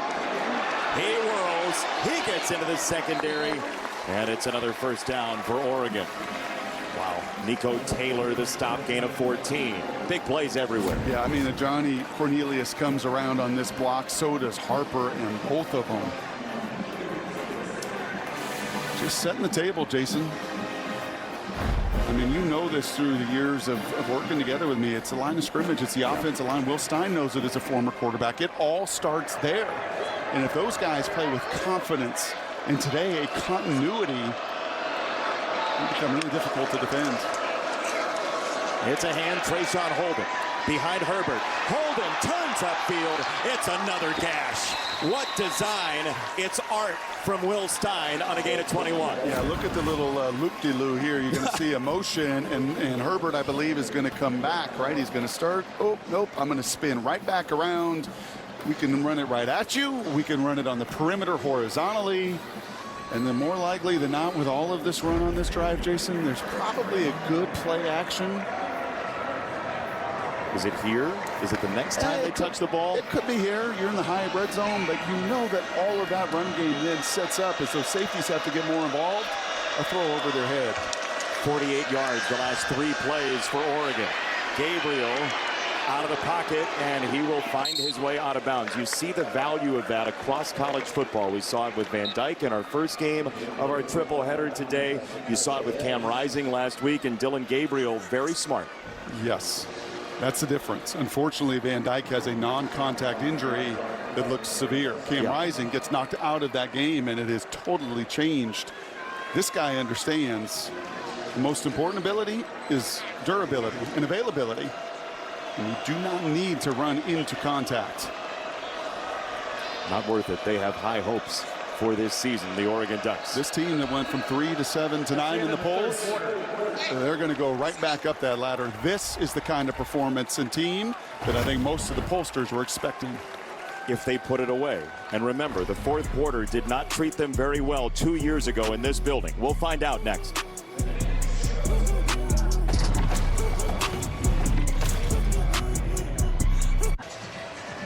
Welcome back to Fox College Football, sponsored by Geico. Get more with Geico. All Oregon in that third quarter, Brock Hewitt. Yeah, it was a game of keep away in the first half for Oregon State, and Oregon's nearly evened up the time of possession because of that. I mean, they've just been on the field. They've been owning the ball. Oregon State 2 3-and-outs offensively. Disaster. Second down, Whittington in. He squeezes through a crease, and he's on his way. Whittington! Let's see. Touchdown, Whittington. You know, there's times, Jason, that you draw stuff up on the whiteboard as a play. Right, O-line coaches, offensive coordinators, everybody did their job. Cornelius comes around, you're going to see an A1 block. Watch Terrence Ferguson at the second level here. Everybody does their job. A double team over there by Strother and Connerly to the second level. I mean, this just looks like a different team. And I know Oregon State's a little thin defensively, and I know they're a little undersized against this group, but this has been a focused, shut up the critics of the last 2 weeks that we can't do what we're capable of doing at the line of scrimmage, and it's dominance. Man, what a block from Ferguson. Oh, that was 15 yards worth of a block, Brock. I love tight ends that can catch it. Everybody does. But when you can catch it and you block it, and you set up James and Whittington, yeah, they're having some fun. Bucky Irving leaves. He was a great running back. He's in the NFL now. So it takes a little while, especially with that offensive line. They found their footing. Yeah, 5'8", 210 pounds, right to the line of scrimmage, right, great balance. Jordan James. I mean, I'm marveling at him on the field pregame, like thick thighs save lives. He's got them. And they create a bunch of yards, too. Where do you buy your bumper stickers? I just write the stuff down through the years. That's it. Look at that, 236 rushing yards, no tackles for loss, no sacks, and no penalties. That is going above and beyond, sponsored by Jersey Mike's Be a Sub Above. Sorry, that's what you get for doing my job. Yes, screwed up. You want me to call out the block next time? Connerly's not screwed it up. I love, you know this. I'm sending you stuff and video during I love offensive line execution, right? You don't have to just an offensive line. No, you're not. You're the tone setters. You set the whole table for everybody else. And what a response today.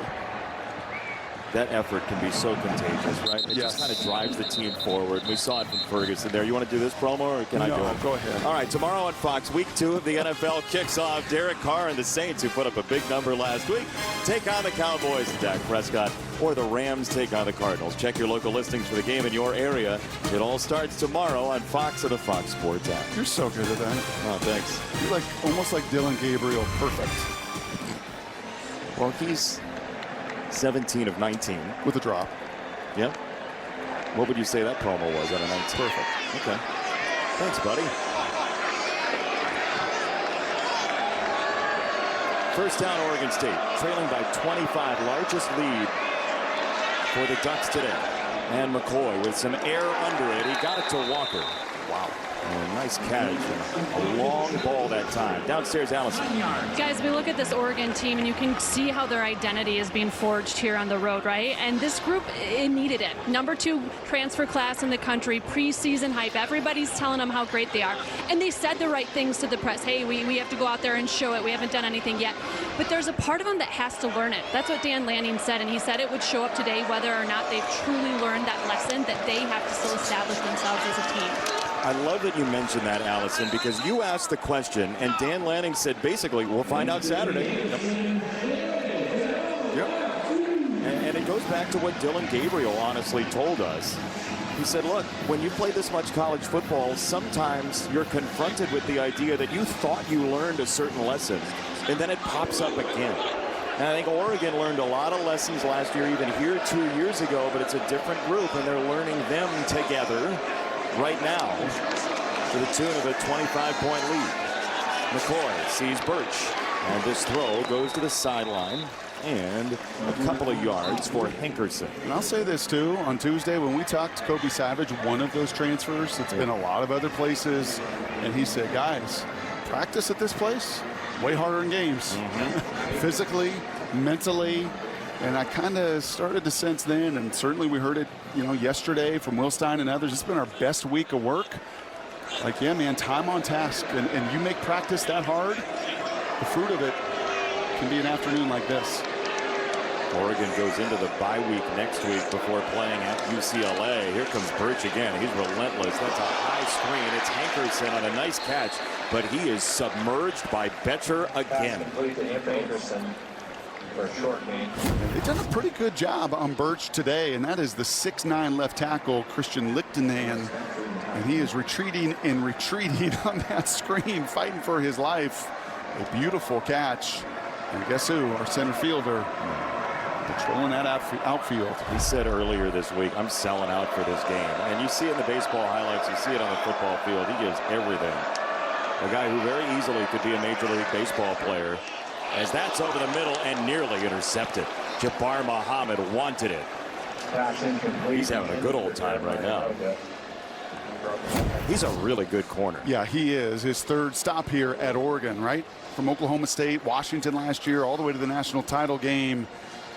And that one's like, oh, man, if it could have just been a foot closer, it was that far off target that old number 7 couldn't finish it. His transfer story is interesting, right? Oklahoma State, Washington, now Oregon. And you say, well, what? You know, why transfer? Why leave? Different varieties of defense give him a greater menu of things he understands when he does make it to the NFL level. Tez Johnson, a fair catch at the 20. The Oregon Ducks demanding more of themselves today after only a +13 through 2 weeks. They're up 25 in Corvallis. Fox College Football is sponsored by Pacific Life, creating financial security for nearly 160 years. Winner goes to the Rose Bowl 2009. Oregon ends up with a victory. LaMichael James with a massive day. Big first down for Jeremiah Masoli late. Pac-10 at the time. First trip to the Rose Bowl since 1995 in that moment for the Ducks. Yeah, I don't think, and look at the rush offense today, that is extraordinary. I don't think there's been many days like this they play this game, because it's usually in the rain and the fog and the cold in November. It has turned into just a gorgeous afternoon.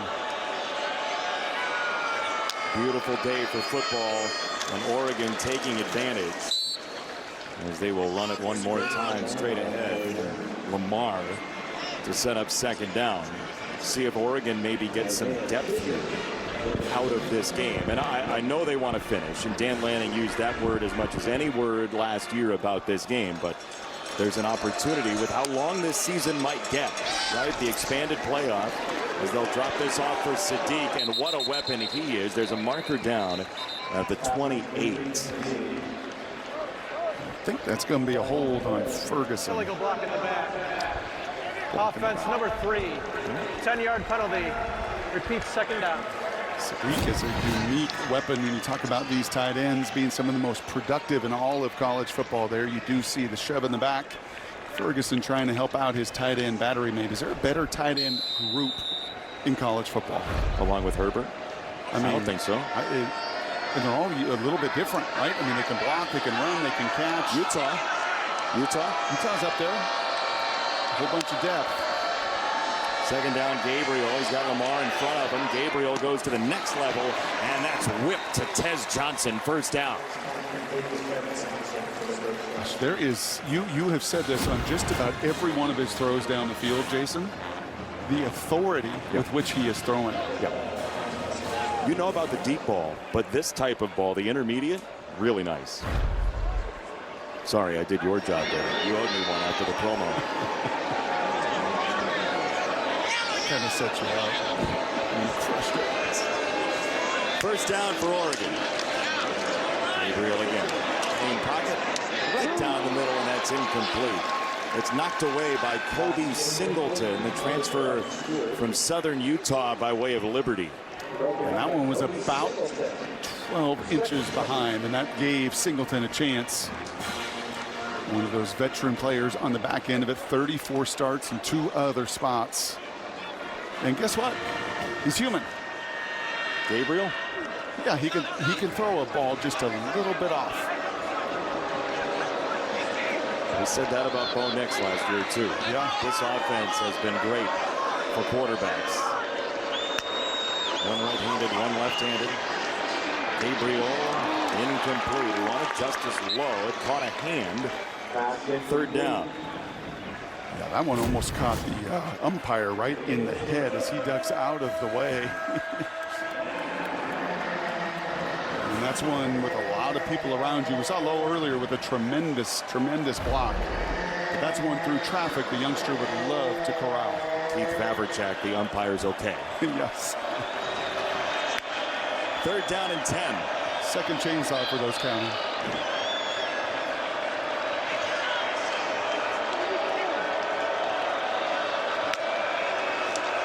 Empty set, it's a screen. They run a lot of those to the far side, and Lamar breaks free. Jaden Lamar is gone.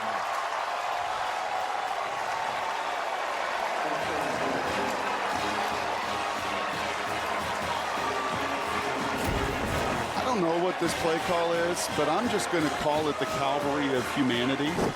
Look at the big boys get out in front. Just, again, a tremendous block right on the edge. I think that's Sadiq, the tight end. And the Lake Stevens High School stud did a whole bunch of that back in Washington State. And Gabriel takes a little kiss, but he will more than take that for that kind of touchdown. Well, Oregon fans are saying if that one earlier is roughing the passer, this one definitely is. But they've got the score where they want it, so it will wash over pretty quickly. Sappington again knocks it through. Dan Lanning said to Atticus Sappington, what do they think of us over there? And the one word he used that Dan shared was hate. Oregon really loves what's going on here today. 46-14.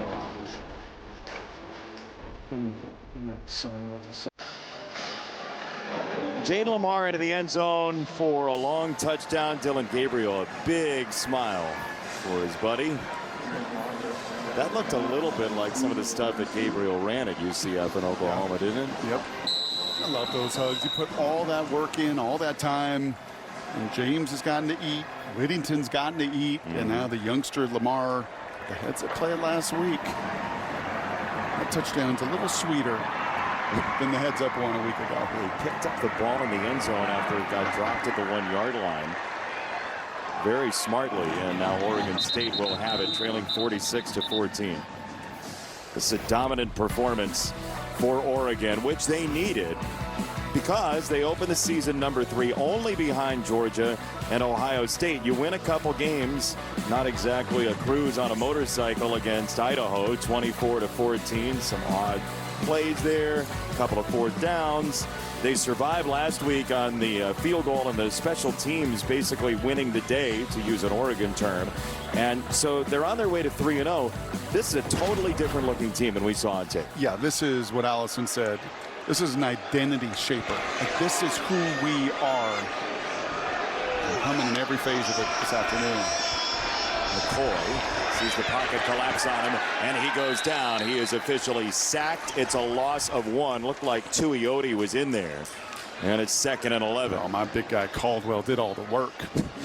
339. Yeah, 339, not 340, 339. Thank you very much. Well, you joke, but he's worked on that. Yes, he has. To be in playing shape, to be able to play. That's right. This late in the game is impressive. It's awesome. Done a lot of cardio work, not just the running, it's the biking, it's the stuff in the pool. To have kind of stamina, because he's a difference maker. 2nd and 11 for McCoy. Down the middle, and that's on target. It's going to be a 1st down, caught by Walker. Trent Walker just has this rivalry deep in his veins. Yeah, you're going to see this little in cut come right here, and that is a bang play. Tyler Turner is all over it there. That ball, that was kind of a Dylan Gabriel conviction throw. Like, this thing's going to get there in a hurry because there's no margin for error. Walker's best friend growing up, he said, was a big Duck fan. Very tight relationship with a lot of Oregon fans. As this comes to the sideline, that's a nice ball from McCoy. Gets it to the tight end Caulfield, and it's a gain of 13.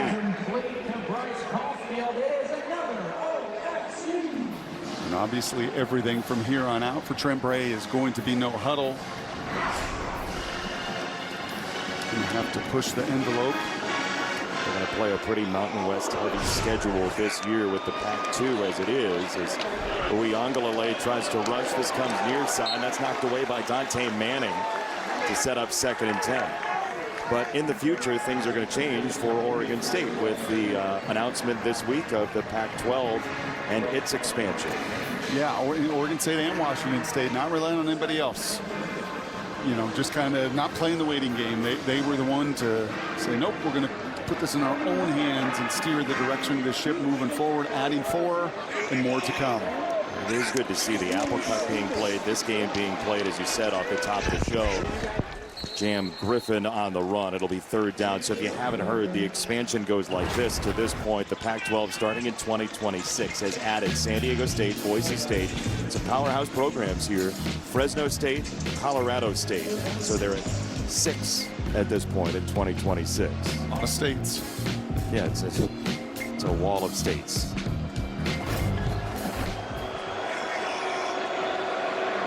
Third down and 6.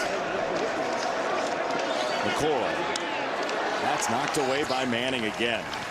Really nice day for him. Can't you just see the difference, Jason, of the separation? Yes. I mean, the Oregon guys are just running free, and there is Manning, maybe a little fistful of jersey. That might be interference. Yeah, that's probably interference. Yep.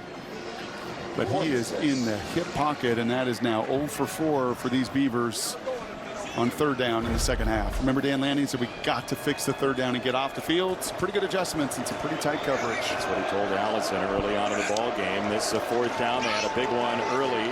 They'll double team Birch, and McCoy misses. He had Wells coming toward Caulfield. Oregon will take over. We'll see if Gabriel comes back out. The Ducks have been in charge for the 2nd half. 4 incompletions all day for Dylan Gabriel. Yeah, the old southpaw got it going right there. You realize because of sacks, he came in with negative 38 yards rushing. He erased all of that on that speed option touchdown here, extending the play to Holden. Just a gorgeous pass. Just facilitating, Jason. Just doing whatever's asked with his legs, extending plays, getting the ball out of his hands, avoiding any negative plays, and now going to be watching his backup. Yeah, he's done. Dante Moore is in. Jay Harris is the tailback, the transfer from Northwest Missouri State. Dante Moore transferred from UCLA. He left UCLA. He was born and raised in Detroit, a 5-star recruit, and they have a well-stocked quarterback cabinet. They do, and they've kept the 1-0 line in for him on this drive. They'll throw near side. Number 1 wide receiver as well, literally, Trayshawn Holden. Gets a 1st down for Oregon. Why is that so important? Well, I think for the O-line to go finish. Right? If that is a common refrain and you want to build even more continuity with this group that's done a phenomenal job today, go finish. And we'll see maybe some of the younger people on the perimeter. Maybe no more Terrence Ferguson as you see Sadiq there, but yeah, give the backup quarterback the opportunity to thrive behind this line. Harris is wrangled in the backfield and stopped.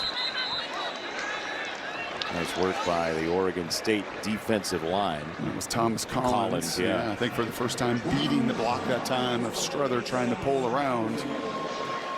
Out of the RIG Academy, the American Football Academy in Sweden. They did hours of football practice, then went to class afterward.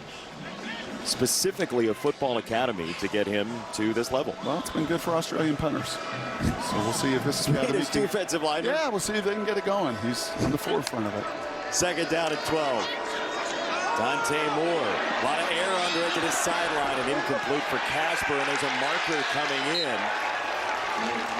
Kobe Singleton on the coverage. He was stuck to Casper.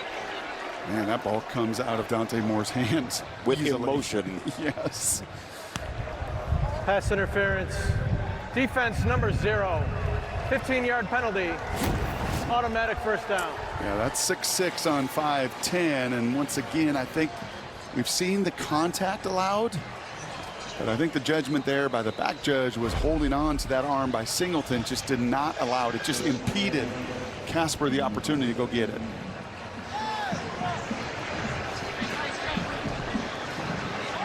See Salia Paga has checked in as a tight end as well, number 83. True freshman. Moore to Harris out of the backfield behind the tight end, and he got a very effective block, but there was a second Beaver. It's Chisholm, and second down. You know, just one other thing is you're preparing for this game, and just about every one of these Oregon recruits, 4-star, 4-star, 4-star, 5-star, 5-star, 4-star, 4-star. You okay? Your battery's all right? There are just not many 2 or 3 stars on this roster. Although maybe there were some that started at other places and played well enough at East Carolina to Kobe Savage. Yes, to come here and be a difference maker. Paris, Texas. Yep. Junior college, D2. Harris. And he stopped. But I do like what Tosh Lupoi had to say about that, and I think it's a pretty good way to be sustainable. I don't think it's sustainable to have free agents every year. Do it through the high school ranks, and they are. Their high school recruiting off the charts with those 4 stars and 5 stars.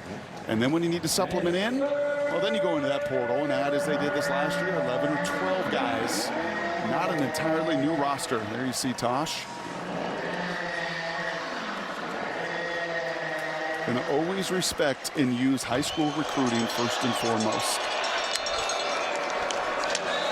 Moore rolling right on 3rd and 8. He'll drop it off, and that's Lamar, who does get the catch. He's out of bounds, and we'll see if they have one more chance to boo Atticus Sappington before the Oregon bus leaves Corvallis.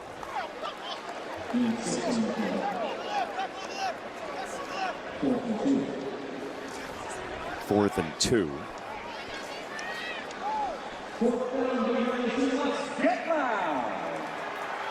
It's going to be one more chance. Yep. Ross James didn't punt today, so Dunn is going to hold. He's not the typical holder. Sappington in a hostile environment specifically for him. Knocks it down, and his holder was really excited. Like through the roof excited. Next Saturday, huge day of college football on Fox. Big noon Saturday. Will Howard and Ohio State take on Marshall. We will be in Stillwater for an enormous game in the Big 12, Utah and Oklahoma State. And then Colorado and Baylor. Connor Onion, Mark Helfrich will have the call of that game. It all starts with Big Noon kickoff, 10 a.m. Eastern on Fox and the Fox Sports app. I mentioned Connor and Mark because there is a chance that we are going to cut into their open for UCF TCU coming up. And it's just common courtesy in a broadcast window, right? Yep. It's the nice thing to do. That says it all. Yeah.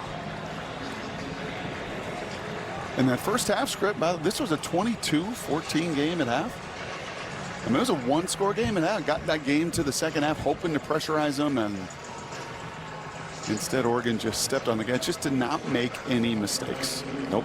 I mean, just no self-inflicted, and that's been part of the challenge the first couple weeks of the season. None of it today. That was a joke, by the way. I don't want anybody to think that when we are joined in progress that we're like, come on, mention our name. No, that was just a broadcast joke. Okay. Thank you. You know, we haven't had all year is somebody on social media thinking we hate each other. So glad you tried to start that again. Oregon State will see it again. And I mean, you said it right off the top. Allison echoed it. The identity of the Oregon Ducks was kind of in the balance. Yep. And you can run into games early in the season that don't go well, and you can lose them. That's the one thing Oregon didn't do to Idaho and Boise State. Florida State fans know it quite a bit. Michigan had real trouble with Arkansas State. And Alabama, you saw earlier with Gus, Joel, and Jenny. I think part of the conversation and why a lot of folks were excited about this Ducks team coming in is if they play to their ceiling, ceiling's really high. Yeah. If Michigan plays to their ceiling this season, talent-wise, it's not what Oregon is capable of doing. McCoy is wrapped up. Down he goes. Is that my big guy? It was Terrence Green. It's another big guy. Another one of the big guys. They're all your big guys.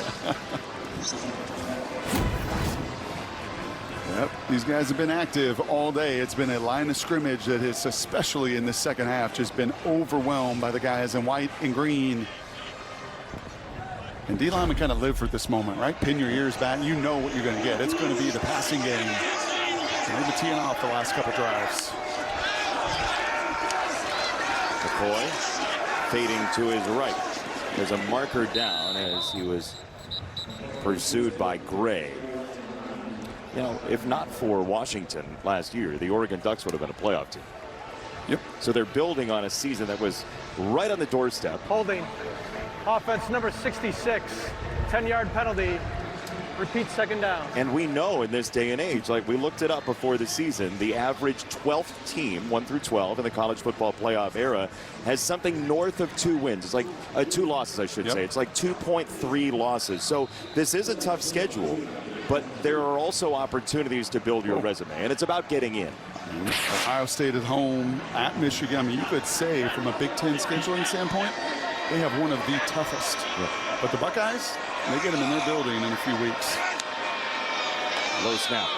McCoy throws a screen, and he's got it for Hankerson. He's had a very nice day, and Hankerson trying to make a couple of memories for the folks who've stayed. 3rd down coming up. Oregon State, where do they go from here? Trent Bray, it was the first half that he'd take. It unraveled some in the second half, but he's an impressive guy.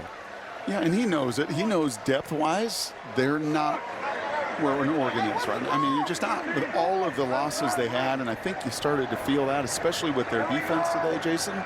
It is a pretty thin group up front. Especially with some injuries as well. There's a line drive throw, and it's going to be a first down for Reddings. When you think about Omatosho being out, right, on the defensive line, you can't really afford that. They're without Noble Thomas Jr. on the back end of their defense. Yep. A little short-handed today. And that is a Beaver through and through. As are so many on this staff, I think a purposeful move that he made, that really getting guys to understand what it's going to take here to move it forward. McCoy to the sideline, and Walker. It's incomplete. Trent Bray, former linebacker, started consecutively about 35 straight games here at Oregon State. And this is a guy who is Oregon State through and through. He grew up a 49ers fan on the West Coast, but came here, fell in love with it, and he said, look, it's just a different place. Yep. And you got to know how to recruit to it. You got to know how to develop it.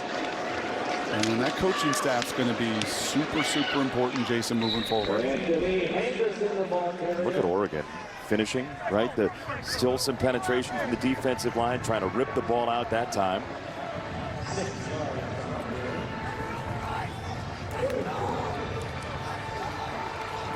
This is like Breland trying to take that ball away still with 2 minutes left.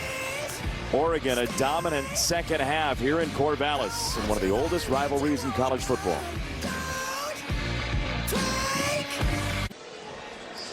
Fox College Football is sponsored by Aflac. Get help with expenses that health insurance doesn't cover. Oregon State University, we ran into Derek Anderson in the football facility yesterday, heading into the Hall of Fame this weekend. Some true greats were here today. Jaquiz Rogers, among others. Jacoby Ellsbury has poured a lot into the baseball facility as well. Oh, these facilities are off the charts. Yeah. All around campus, some of the new buildings, the success of the baseball team, and so many. I mean, it is beautiful. 3rd down and 4. It's McCoy to throw. He's got Reddix, the freshman, again. He tries to turn upfield, and he gets smushed. That's solely the Arizona State transfer with the big hit, and it's 4th down. Yeah, and I think you see Taz right there, like, Y'all gonna help? That didn't feel very good. Yeah. Hope he's all right. Oh, it's a shoe issue. Got knocked out of his shoe. Coming up after the game, stay tuned for College Football Extra, sponsored by Defender. A lot to tell you about across the landscape of college football. Alabama, a really impressive, sterling performance at Camp Randall earlier. That's batted away, and it's incomplete. Laulea, and there is a marker coming in. For Oregon, that would be just the 4th accepted penalty of the day. And that's big news. Huge improvement.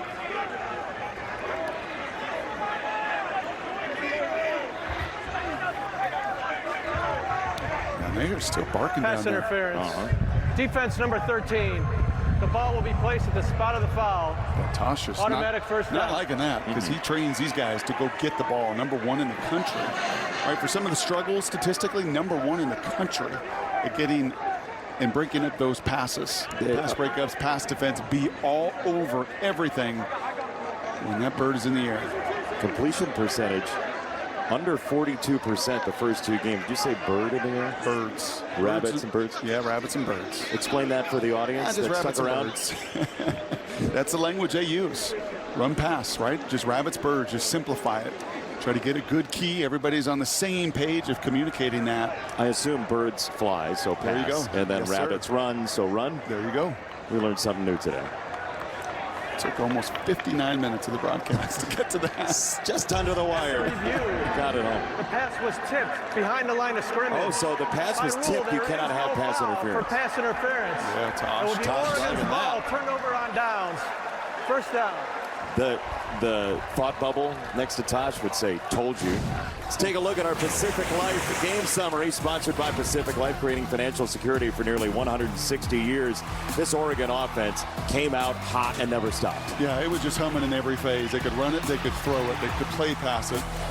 I mean, just everything on Will Stein's sheet worked. And typically, Jason, when the O-line is functioning the way they do, they set the table for all the rest of it. And the nice thing is when you've got this many stars and 4 stars and transfers, you want to get everybody involved. And that's why Dylan Gabriel's smiling. I mean, it wasn't just the Tez show. Right? It wasn't just the Noah show. It was the Terrence show. It was everybody getting their chance to shine. They were tied for 3rd in all of college football in tackles for loss allowed last year. They had allowed 10 sacks combined the last 2 years. And this was a little bit of a colander of an offensive line the first 2 weeks, but the holes have been patched very well, very smartly, and Oregon's going to walk out of here in Corvallis with a signature win for their season to this point. Yeah, you know what else is nice for those players? We get to go into a bye week too. Right, get a chance to just feel good about yourself and go in that bye week and get Jeffrey Bassa totally healthy. And then it's down to the Rose Bowl. It's Michigan State on a Friday night. And then those Buckeyes in less than a month. Big Ten's going to be real fun this year. When we get into the throes of conference play, whoa.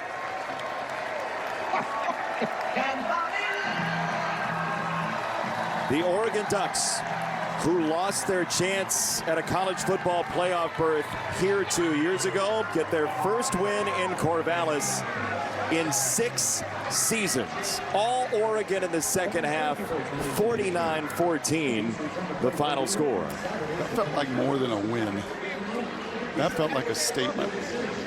A statement to the rival 45 minutes away, and more importantly, in a perception reality world, right, where committees are still going to rank people, a statement that when they're on, they could be one of the best in the country.